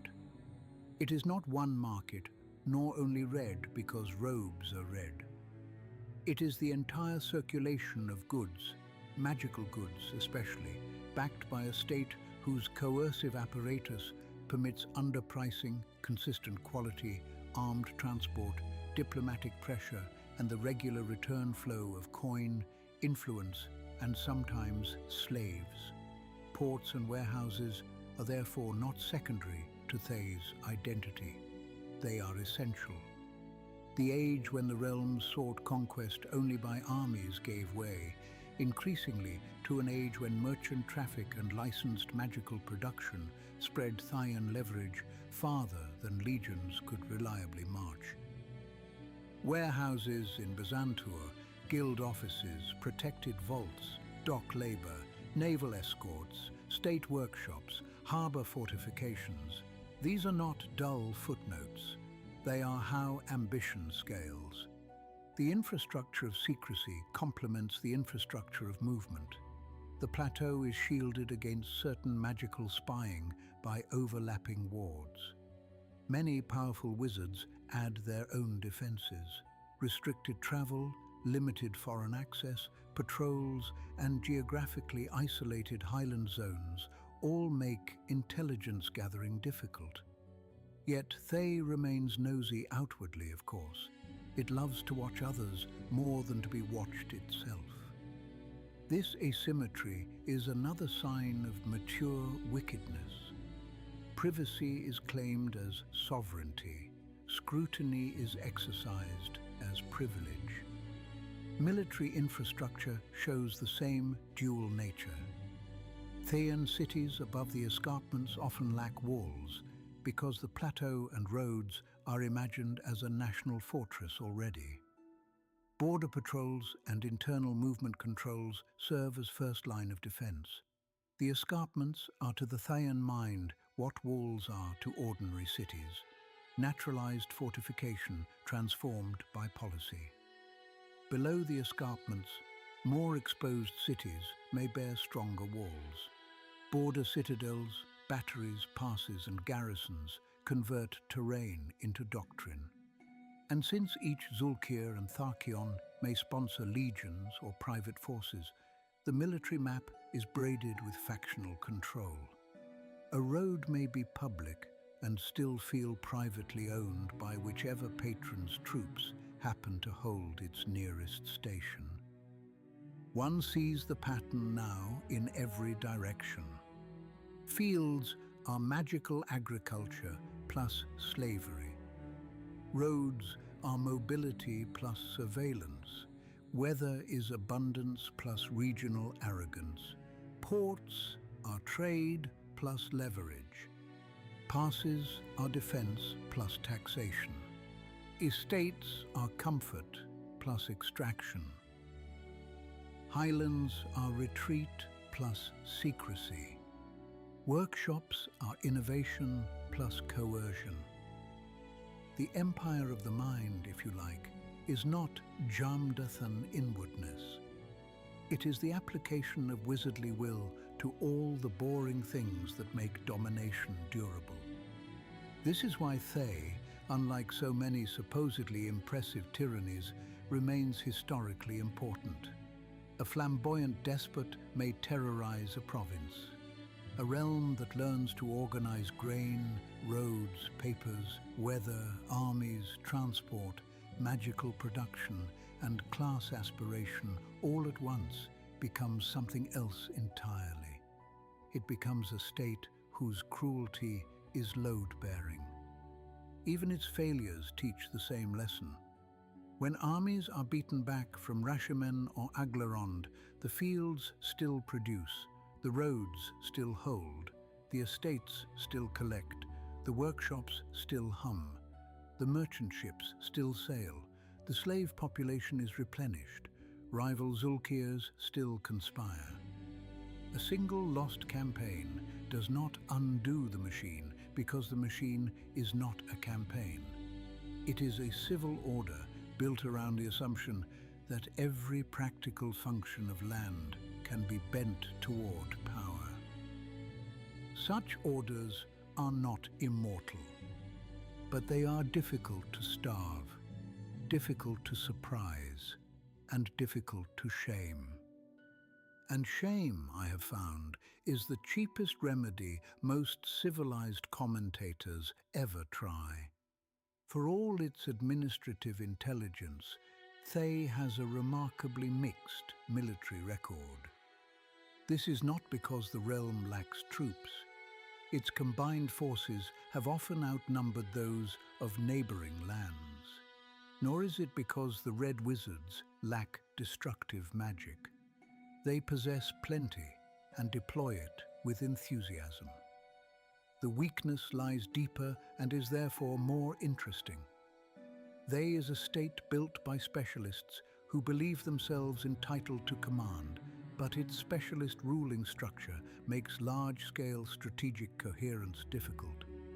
Each Zulkir and many Tharkions command their own forces, sponsor their own projects, cultivate their own priorities, and resent the success of rivals. The nation can field terror. It struggles repeatedly to field unity. Hence the strange pattern of Thayan war: formidable preparation, dreadful imagination, astonishing waste, and then adaptation through other means. Rashimen is the clearest proving ground. Only a dozen years after independence, in 934 DR, the Red Wizards attempted their first invasion north through the Gorge of Gauros and were repelled. They would not learn the proper lesson. Over the centuries, Rashemen became the repeated subject of Thayan attack, partly because the land was close, partly because its defeat would solve a chronic northern threat, partly because certain Tharkions could never resist the prestige promised by a northern victory, and partly because wizard rulers have a weakness for believing that any setback is merely a proof that the next spell, next scheme, next coalition of monsters and troops, next extra-planar wrinkle, next season, next general, next omen, or next batch of summoned arrogance will surely suffice. Rashemen disagreed. Its geography worked against invaders. Its witches and berserkers fought with a moral coherence they never quite understood. The Gorge of Gauros, Lake Mulsantir, the winter conditions, and the habit of local resistance all combined to punish overconfident southern planning. Yet the Thayans kept returning, often with inadequate preparation and ludicrous certainty. Some of the blackest jokes in Rashemen concern Red Wizards and their guaranteed plans. Such mockery is earned. Azir Kren of Gauros and Homen Odesairon of Surthay represent the military mentality they repeatedly produces on this frontier. Aggressive, professionally hungry, frustrated by trade policy, convinced that the North would fall if only El Tabar would stop dithering and let proper soldiers and proper battle magic do their work. The soldiers are not the problem. The certainty is. What makes these invasions historically important is not only that they fail, but why. They fight Rashemen as if the conquest of a state were chiefly a matter of breaking its line. Rashemen survives as a culture of place, right, and distributed will. Even if Mulsantir or another strongpoint fell, the land would not automatically become governable in Thayan fashion. The Red Wizards consistently underestimate the political density of peoples who do not advertise their institutions in ways wizard administrators instinctively respect. Aglarond offers a different but related frustration. If Rashemen is the nightmare of resistant localism, Aglarond is the nightmare of a borderland whose terrain and magical defenders prevent the kind of clean western access Thay covets. Strategically, Aglarond matters enormously. It juts into the Sea of Fallen Stars world at a position from which one can project power or block it. If Thay held the peninsula securely, it would possess a superb platform for threatening surrounding coasts and deepening maritime control. If it does not hold Aglarond, then Aglarond remains a dagger pointed at the western flank of Thayan ambition. Thay knows this. It has known it for centuries, and it has repeatedly failed to solve the problem. The invasions of Aglarond in the late 12th century were defeated. Later efforts met similar frustration. The Dragonjaw Mountains, the Uerwood, prepared defenses like the Watchwall, and above all, the symbol's terrifying magical deterrence made Aglarond a far costlier proposition than the flatter imaginings of Red Wizard strategy preferred. Here again, one sees the tension between Thay's administrative competence and its political impatience. The realm wants the peninsula because the map says it should be useful. It resents being told by forests and half-elven memory and a witch queen who can shatter armies that utility is not possession. Mulhorand is the older grudge and the symbolic one. They emerged from Mulhorandi rule and never fully ceased defining itself against the southern motherland. For the Mulan elite, Mulhorand is both ancestral source and rival legitimacy. To reunite the Mulan under one banner would flatter Thayan's self-understanding immensely. Yet the route south is geographically awkward, hemmed by mountains and limited corridors.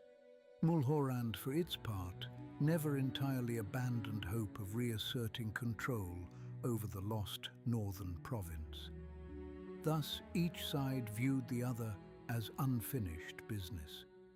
Their wars show the same pattern: violence without decisive closure. Mulhorandi invasions were repelled.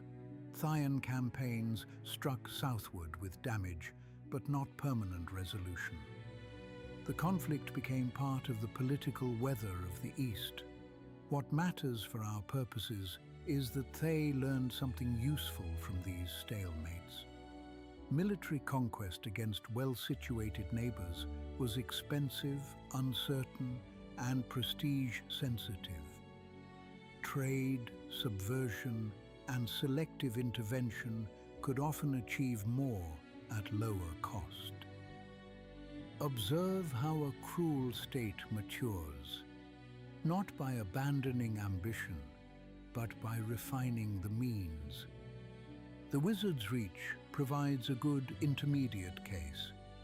There they managed more direct extension, bringing cities and territories under its influence or control in ways that demonstrated what worked better for it: fractured targets, coastal access, local weakness, and the combination of force with administrative follow-through. The Salamander War of 1357 DR, though chaotic and in part humiliating, still shows the underlying truth. They could hurl exotic forces into regional conflict, batter cities, and reshape coastal politics, even when its campaigns were never as elegant as its proclamations implied. The later acquisition or tightening hold over adjacent southern zones reinforced the lesson that Thay was at its best militarily, where geography, logistics, and political fragmentation aligned. When they did not, the realm compensated. Sometimes compensation was monstrous. Tuigan passage through Thay in 1359, brokered by Sastam, allowed the horde to spill northward into Rashomon. Here, Thay effectively outsourced immediate destruction to a nomad power, buying relief from its own crisis at the cost of someone else's. This is an important piece of Thayan statecraft. The realm is not too proud to let another force bloody a rival if larger strategy is served. Wizard states are often less romantic about honor than the ballads pretend, especially when survival and factional advantage are at stake. Sometimes compensation took the form of undeath. Sastam's rise made that increasingly explicit. A vast undead force crossing frozen ground toward Aglarond in 1369 is not merely a military event. It is a signal that one school's logic, necromancy's hatred of ordinary limits, has begun to bleed into state doctrine. Undead solve labor issues, ignore morale collapse, care nothing for winter, and render casualties politically convenient if one has the requisite depravity. They are the perfect military instrument for a regime that already regards most living subordinates instrumentally. That such armies still fail to achieve easy victory says much about Aglarond and about the chronic difficulty of translating terrifying means into lasting political gain. Here we reach the heart of the matter. They can terrify more easily than it can consolidate. Its wars often demonstrate tactical imagination and strategic impatience. A brilliant opening gives way to rivalry, overreach, supply strain, political misreading, or the simple fact that neighboring societies are not blank slates awaiting Red Wizard administration. Each Zulkir imagines post-war order differently. Each Thakion wants his or her share. Each military success threatens to empower a rival. Even when the nation should present united front, internal calculations erode momentum. This is the saving grace of the rest of Toril, if one wishes to indulge in gratitude. Had Thay ever consistently matched its institutional sophistication with unified grand strategy, the eastern half of Faerûn would have had a far blacker age indeed.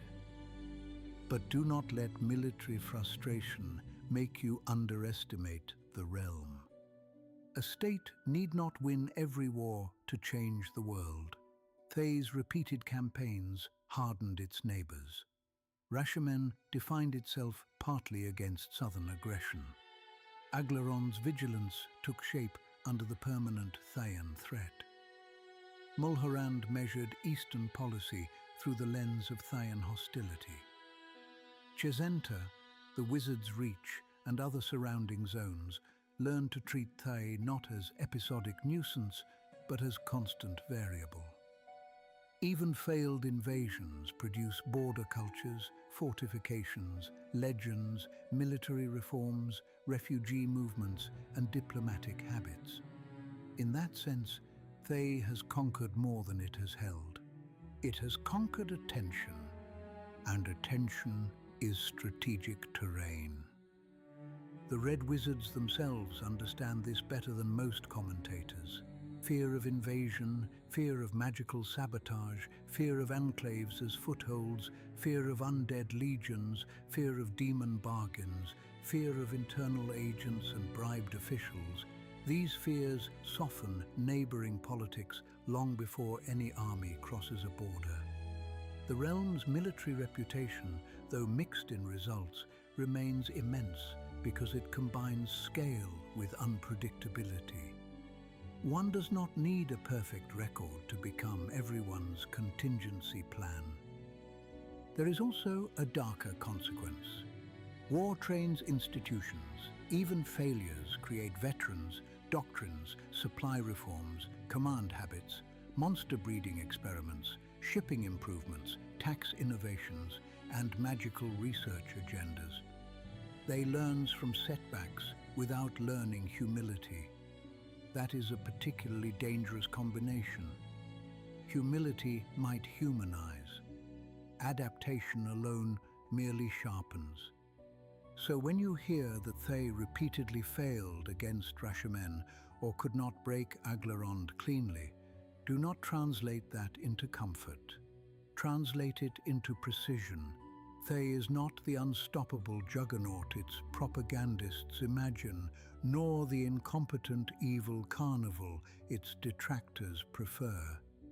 It is worse in a subtler way. It is a state that can lose campaigns and still improve the instruments of coercion available for the next attempt, or for entirely different forms of expansion. That is what makes the later mercantile turn so important. The realm did not suddenly become peaceful. It became strategic. If the early and middle centuries of Thay were dominated by the straightforward logic of magical oligarchy backed by conquest, the later 14th century introduces one of the realm's most important refinements.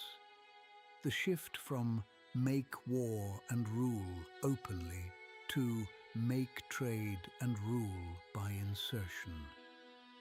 Do not misunderstand. The change was not moral. It was tactical.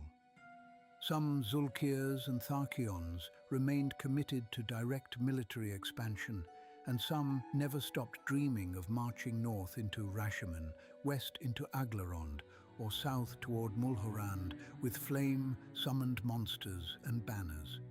But a different faction within Thay recognized that the realm possessed an asset more versatile than another seasonal invasion: It could mass-produce and export magic. Not the legendary artifacts of Ballad and Dragon Hoard. That would have been too rare, too risky, too dear. No, something subtler and in its way more revolutionary, dependable magical goods at scale. This is where the Guild of Foreign Trade enters the tale with all the quiet menace of a clerk who knows he is changing history. The Guild had earlier and humbler responsibilities, but by the later 14th century it had become enormously influential, especially under figures such as Samus Cool, who grasped that merchant infrastructure could do what war repeatedly could not. Thayan workshops, laboratories and circles could produce scrolls, potions, wands, minor wondrous items, enchanted arms and armor, and other magical goods in quantity. The state already possessed roads, shipping, port facilities, coerced labor, disciplined magical specialization, and a ruling caste entirely untroubled by the ethics of market penetration. Why not take the products of that machine and sell them to the world? Because, you naive soul, one does not merely sell them. One sells access, dependency, and habit. The Thayan enclave system is among the cleverest and ugliest institutional inventions in later realms history. An enclave was not simply a shop. It was a walled Thayan quarter inside a foreign city, established through negotiation, bribery, gifts, or pressure, and governed according to the three laws of the enclave. The law of sovereignty treated the enclave as Thayan soil. The law of trade required discounted prices. The law of crafting limited what goods would be openly sold, both to preserve resources and to avoid certain kinds of direct scandal. In exchange, the local government received a slice of profits, magical services, access to spellcasting for guard forces, and the flattering sense that it had obtained a bargain from powerful wizards, rather than admitted a sovereign tendril of Thay into its own commercial bloodstream. This is magnificently corrupt statecraft. First, the goods were cheaper than local equivalents, often 10% below ordinary market rates. That alone breaks resistance in many places. Second, the quality was consistent. Third, rulers could be bribed or seduced with gifts that improved their own security or prestige. Fourth, the enclave's sovereignty meant local law was partially suspended within its walls.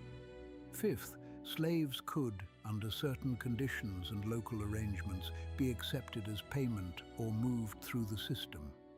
Sixth, the enclave leader, a Kazakh, was not merely merchant, but political instrument, intelligence node, recruiter, and embassy of intimidation. Seventh, once a city's guards, nobles, mercantile houses, or temples grew used to reliable discounted magical supply, resistance to the Thayan presence became not only moral, but economic, and economic morality is notoriously soft-boned. The genius of the system is that it turns the appetites of other societies into Thay's allies. A ruler wants better magical equipment for soldiers. A merchant consortium wants cheaper scrolls and potions. A wealthy adventurer wants branded arcane goods without waiting months on local mages. A corrupt magistrate wants bribes that work reliably. A city that hates slavery still wants the savings and the prestige. Thus, each enclave becomes a compromise people pretend is temporary. It rarely is. The goods moved through Byzantour, through warehouses, vaults, workshops, and escorted fleets. Yellow or crimson-sailed vessels carried cargoes out, they returned with gold, raw goods, influence, and information. The merchants of Thay, and the Zulkirs behind them, learned what every modern empire of reach eventually learns. Direct annexation is expensive. Dependency pays better. If you can become indispensable to a city's guard contracts, noble vanities, mercantile margins, and magical supply, you need not garrison its walls immediately. You are already inside its future. Consider how deeply this fits the Thayan mind. The Enclave is a spell made civic. It creates a bounded zone, defines its own rules, extracts value, protects itself from hostile local reactions, and slowly alters the environment around it. Even the diplomatic language is magical in spirit. Cede this space, accept these conditions, permit a sealed exception within your order, enjoy the benefits, pay the costs later. No wonder so many cities agreed. No wonder so few should have. The Red Wizards themselves adapted to the system in revealing ways. Active public slaving was often moderated or disguised in places where open trafficking would spark too much local resistance. That is not morality, it is presentation. Dangerous or overtly criminal magical items might be withheld from general sale, both to avoid public scandal and to preserve plausible deniability if someone was later harmed. Safer or more respectable goods moved openly: useful scrolls, healing drafts, modest weapons and armor, sanctioned spells for hire. Meanwhile, the larger network learned the city's elites, rivalries, anxieties, and vulnerabilities. One does not sell into a city for years without learning where its beams are weakest. This is why Red Market is such an apt phrase. It is a market colored not merely by robes, but by the bloodless efficiency with which a coercive state turns exchange into leverage. The Red Wizards sell convenience and quietly purchase position. Foreign governments comfort themselves that the arrangement is merely commercial. Thay smiles, takes the money, and counts the future. Inside Thay, the mercantile turn altered politics. The old war faction did not disappear, but the trade faction gained wealth and therefore influence. Some Skul and others associated with the Guild of Foreign Trade rose sharply in importance. Ports and enclaves enriched some districts, officials, and Zulkirs more than others. Those positioned poorly for the new economy, especially more openly martial Tharks on frontiers that had once mattered more, grew frustrated. Agir Kren of Gauros and Homen Odessiron of Surthe are good examples of the resentment.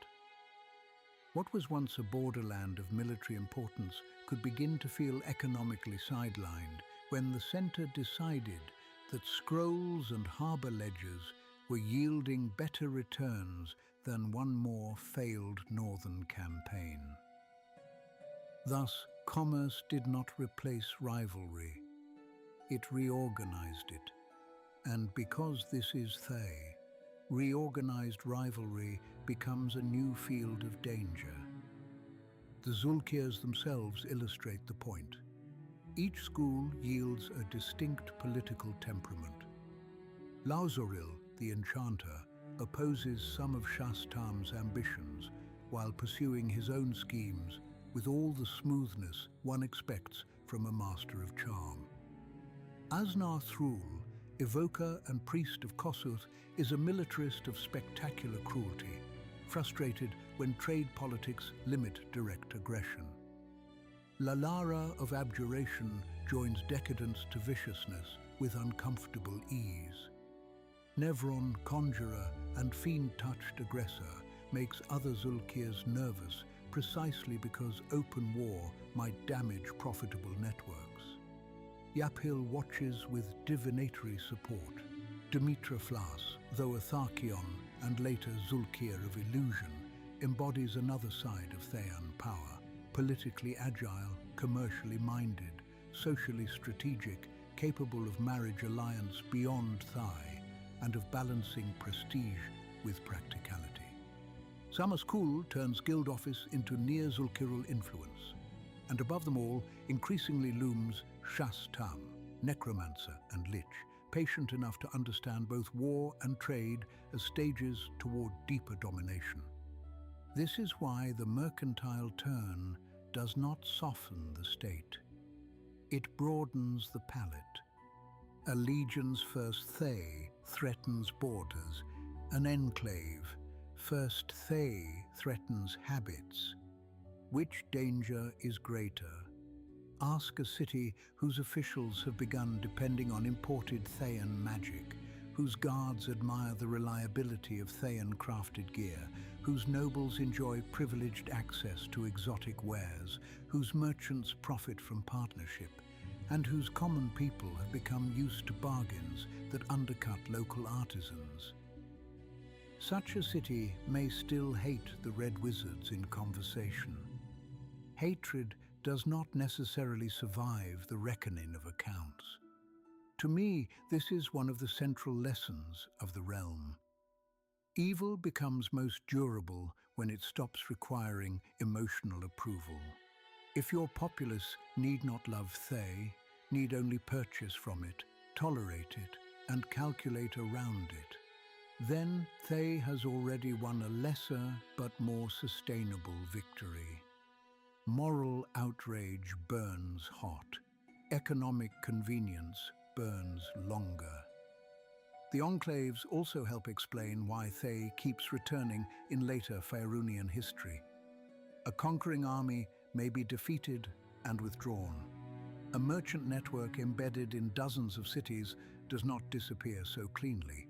It survives leadership deaths, battlefield losses, dynastic shifts, and even civil wars, because the network itself creates stakeholders far from the plateau. People begin insisting that whatever one thinks of the Red Wizards, closing the enclave would be disruptive. One hears this tone in many ages, about many institutions that should have been strangled younger. And still the internal contradictions sharpen. Direct war or trade infiltration, isolation to preserve magical secrets or export to buy influence, old noble privilege or guild-rich opportunists, school solidarity or Zulkirul rivalry, state ambition or individual immortality projects. The mercantile turn solves some problems and deepens others. It makes Thay richer, more flexible, more regionally present, and more politically infectious. It also gives more actors more reasons to fight over the proceeds. Here, the realm's notorious instability and durability converge beautifully. A weaker state might fracture under such contradictions. Thay monetizes them. That is why one must study the enclave system and the Guild of Foreign Trade not as side notes, but as central to the country's afterlife. Without them, Thay remains a dangerous Eastern wizard state. With them, it becomes something like an immortal nation without requiring full territorial conquest. Its soil extends, legally and psychologically, into foreign cities. Its laws apply in pockets abroad. Its merchants and Kazakhs gather intelligence, cultivate clients, and translate provincial power into continental reach. Its brand becomes familiar. Its goods become ordinary. Its presence becomes discussable rather than unthinkable.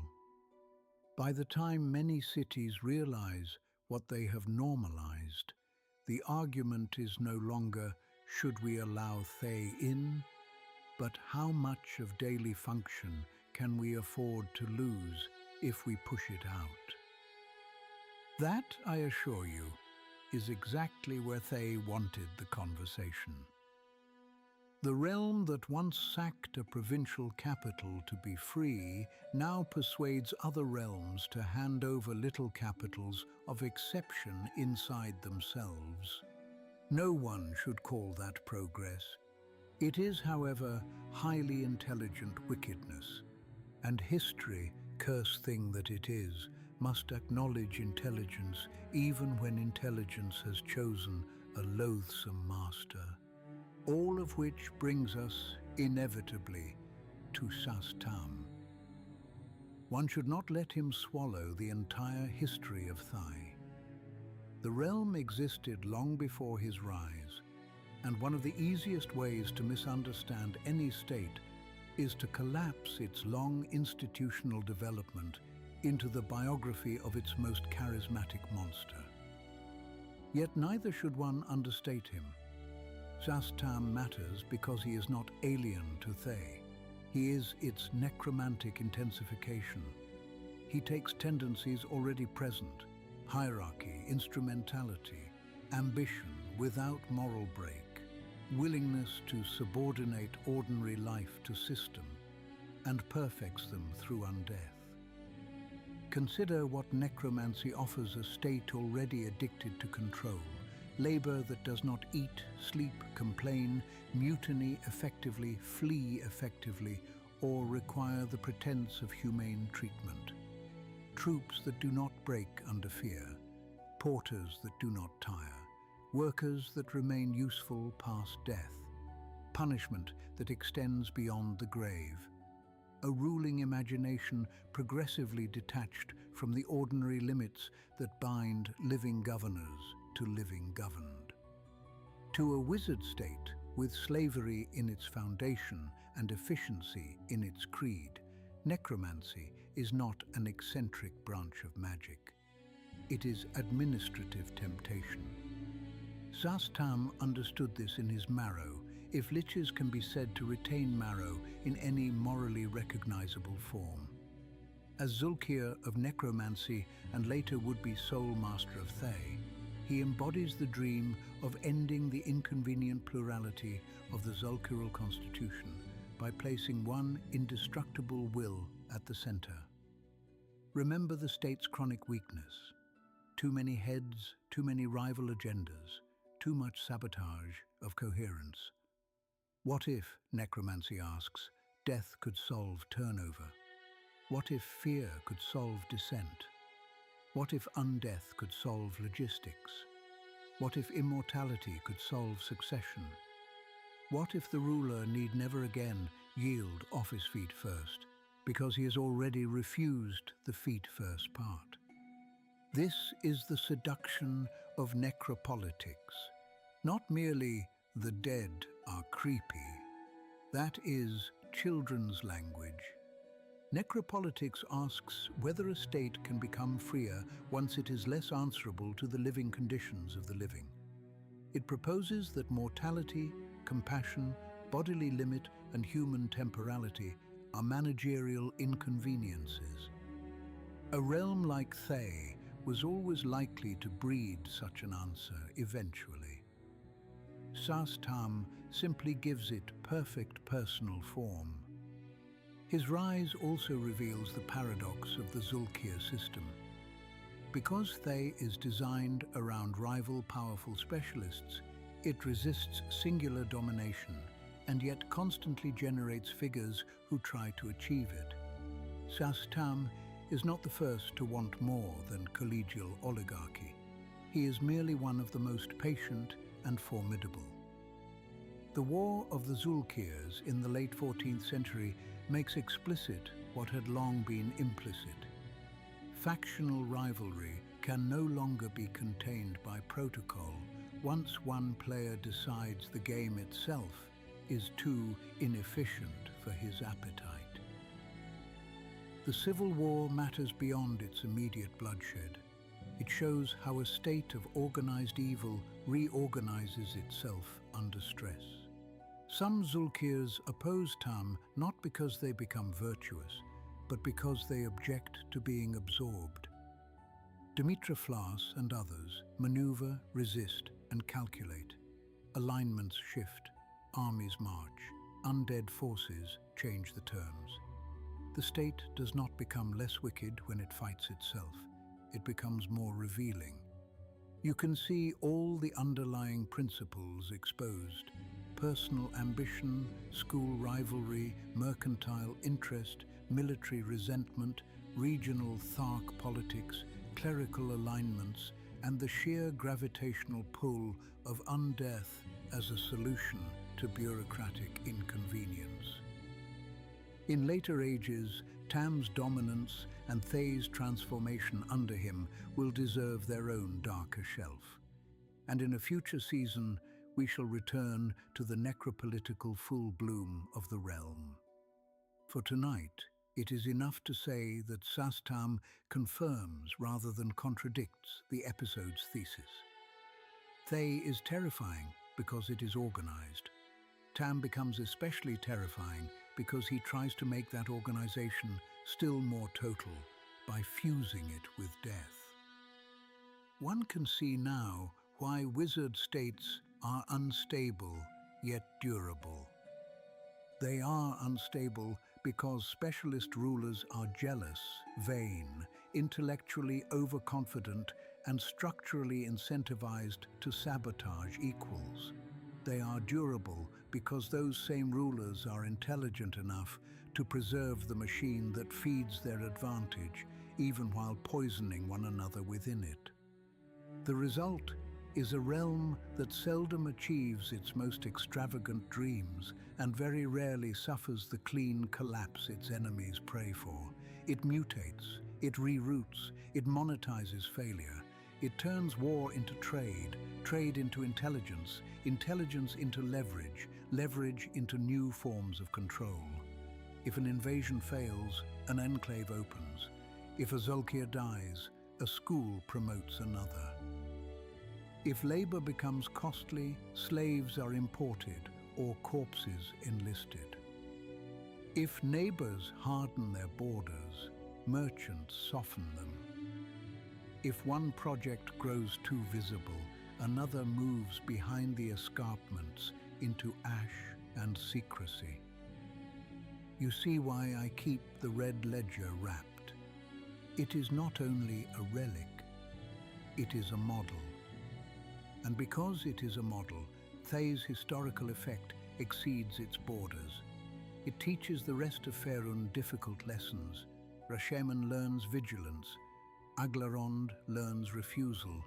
Mulhorand learns that old imperial kin can become more dangerous than foreign barbarians. The inner sea cities learn that discounts are political weather. Mercenary companies learn there is always coin where they wishes not to be seen using its own hands. Adventurers learn that every Thayan ruin, enclave, warehouse, collapsed laboratory, and compromised official contains both treasure and liability. Factions learn that the Red Wizards, like all durable transnational powers, can absorb decapitation more easily than most kingdoms. Kill a leader and the network remains. Burn a workshop and another province still produces.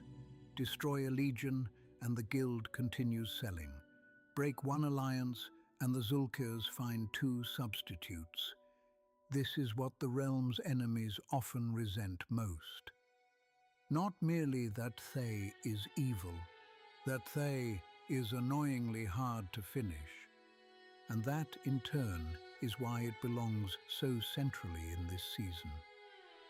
We have spent these episodes walking the long age in which Faerûn becomes recognizable not only by its wonders, but by its structures. Thay is one of the clearest structures of all. A magocracy, a slave state, a mercantile infiltrator, a border war engine, a laboratory civilization, a noble hierarchy translated into tattooed wizard rule, a realm where roads are good, weather is managed, goods are cheap, and souls are priced accordingly. If Cormier shows disciplined monarchy, and the Dale's local compact, and Rashemen's spirit-bound resistance, then Thay shows institutional evil at near textbook clarity. which I admit makes it a very useful lesson. There is, however, a final caution I would leave with you. Never comfort yourself by imagining that Thay persists only because other lands are foolish. Other lands are foolish, certainly, and in remarkable variety. But Thay also persists because it understands something most moral societies prefer not to confront. People will excuse a great deal if the roads function, the prices are low, the paperwork is manageable, the guard is better equipped, the harvest is stable, and the harm falls first on someone distant, enslaved, deniable, or already despised. One may condemn the red wizards in public and still line up for their wares. One may denounce slavery in principle and still enjoy the cheaper goods or the safer harbor or the enchanted service whose real cost was hidden in another province. The realm's deepest power lies not only in its willingness to be evil, but in its confidence that many others will accommodate evil piecemeal rather than sacrifice convenience whole. That is not a Thayan flaw. It is a Faerûnian one, very likely a universal one. So I leave you, before the wax sinks lower, with the questions proper to the shelf. What kind of ruler frightens you more? The tyrant who shouts his appetite in public flame, or the administrator who turns appetite into routine? At what point does technical competence become morally unusable? Is it when the first slave is chained to it? When the first law exempts the powerful from consequence? When the first corpse is counted as labor? Or only when the system becomes profitable enough that outsiders start defending it? Can a society buy from evil without slowly leasing it part of the soul of its own institutions? When a realm's roads are excellent, its climate managed, its markets efficient, and its paperwork orderly, what would you need to see before you admitted that none of those things counts as civilization if the order exists to sort people into useful gradations of disposable? And what is more dangerous in the end, a state whose cruelty is obvious enough to rouse resistance, or one clever enough to discount itself into your customs until resistance begins to feel impractical? Sit with those a while.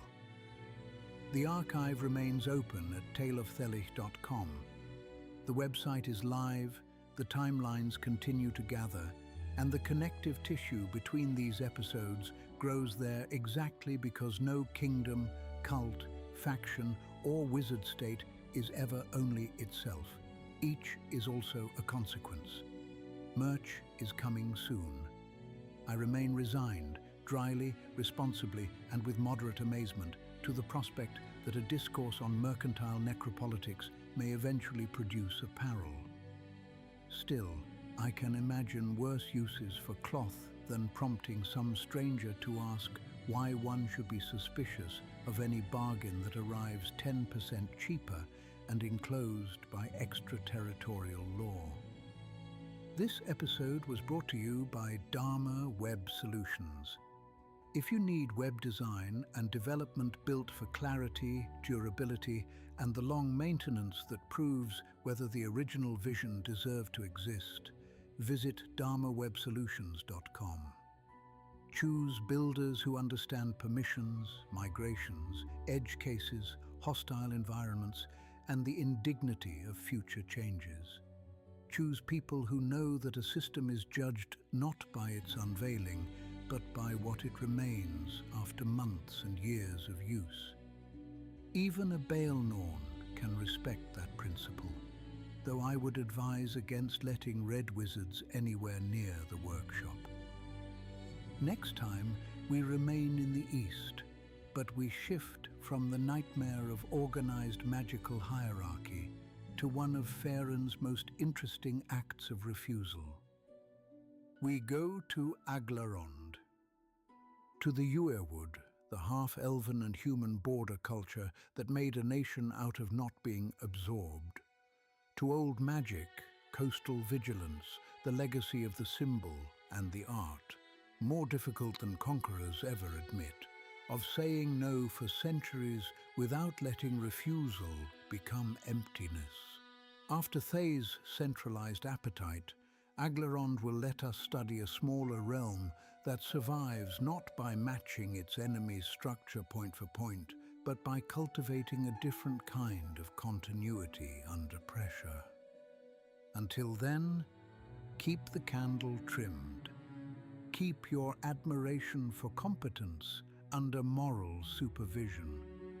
Distrust every discount that asks first for sovereignty and only later for gratitude. And remember that ruin is not the same as forgetting. Forgetting begins when the ledgers outlast the screams and we read the neat columns as proof of civilization instead of evidence that some accountant learned to total suffering without trembling. It begins when shaved heads and red robes are catalogued as colorful regional habits rather than badges of a caste order. It begins when a road is praised without asking who laid it, who patrols it, who is barred from it, and whose escape it was built to prevent. It begins when a people tells itself that organized wickedness is at least preferable to chaos, as though chaos and wickedness were the only two political species Faerûn has ever managed to breed. I am Aurelian Cantonine. This has been the Lich's Tale. Good night, my apprentice. May your records remain exact, your bargains examined twice, your institutions answerable to the living, and your wonder never so undisciplined that you start mistaking the efficient administration of misery for greatness.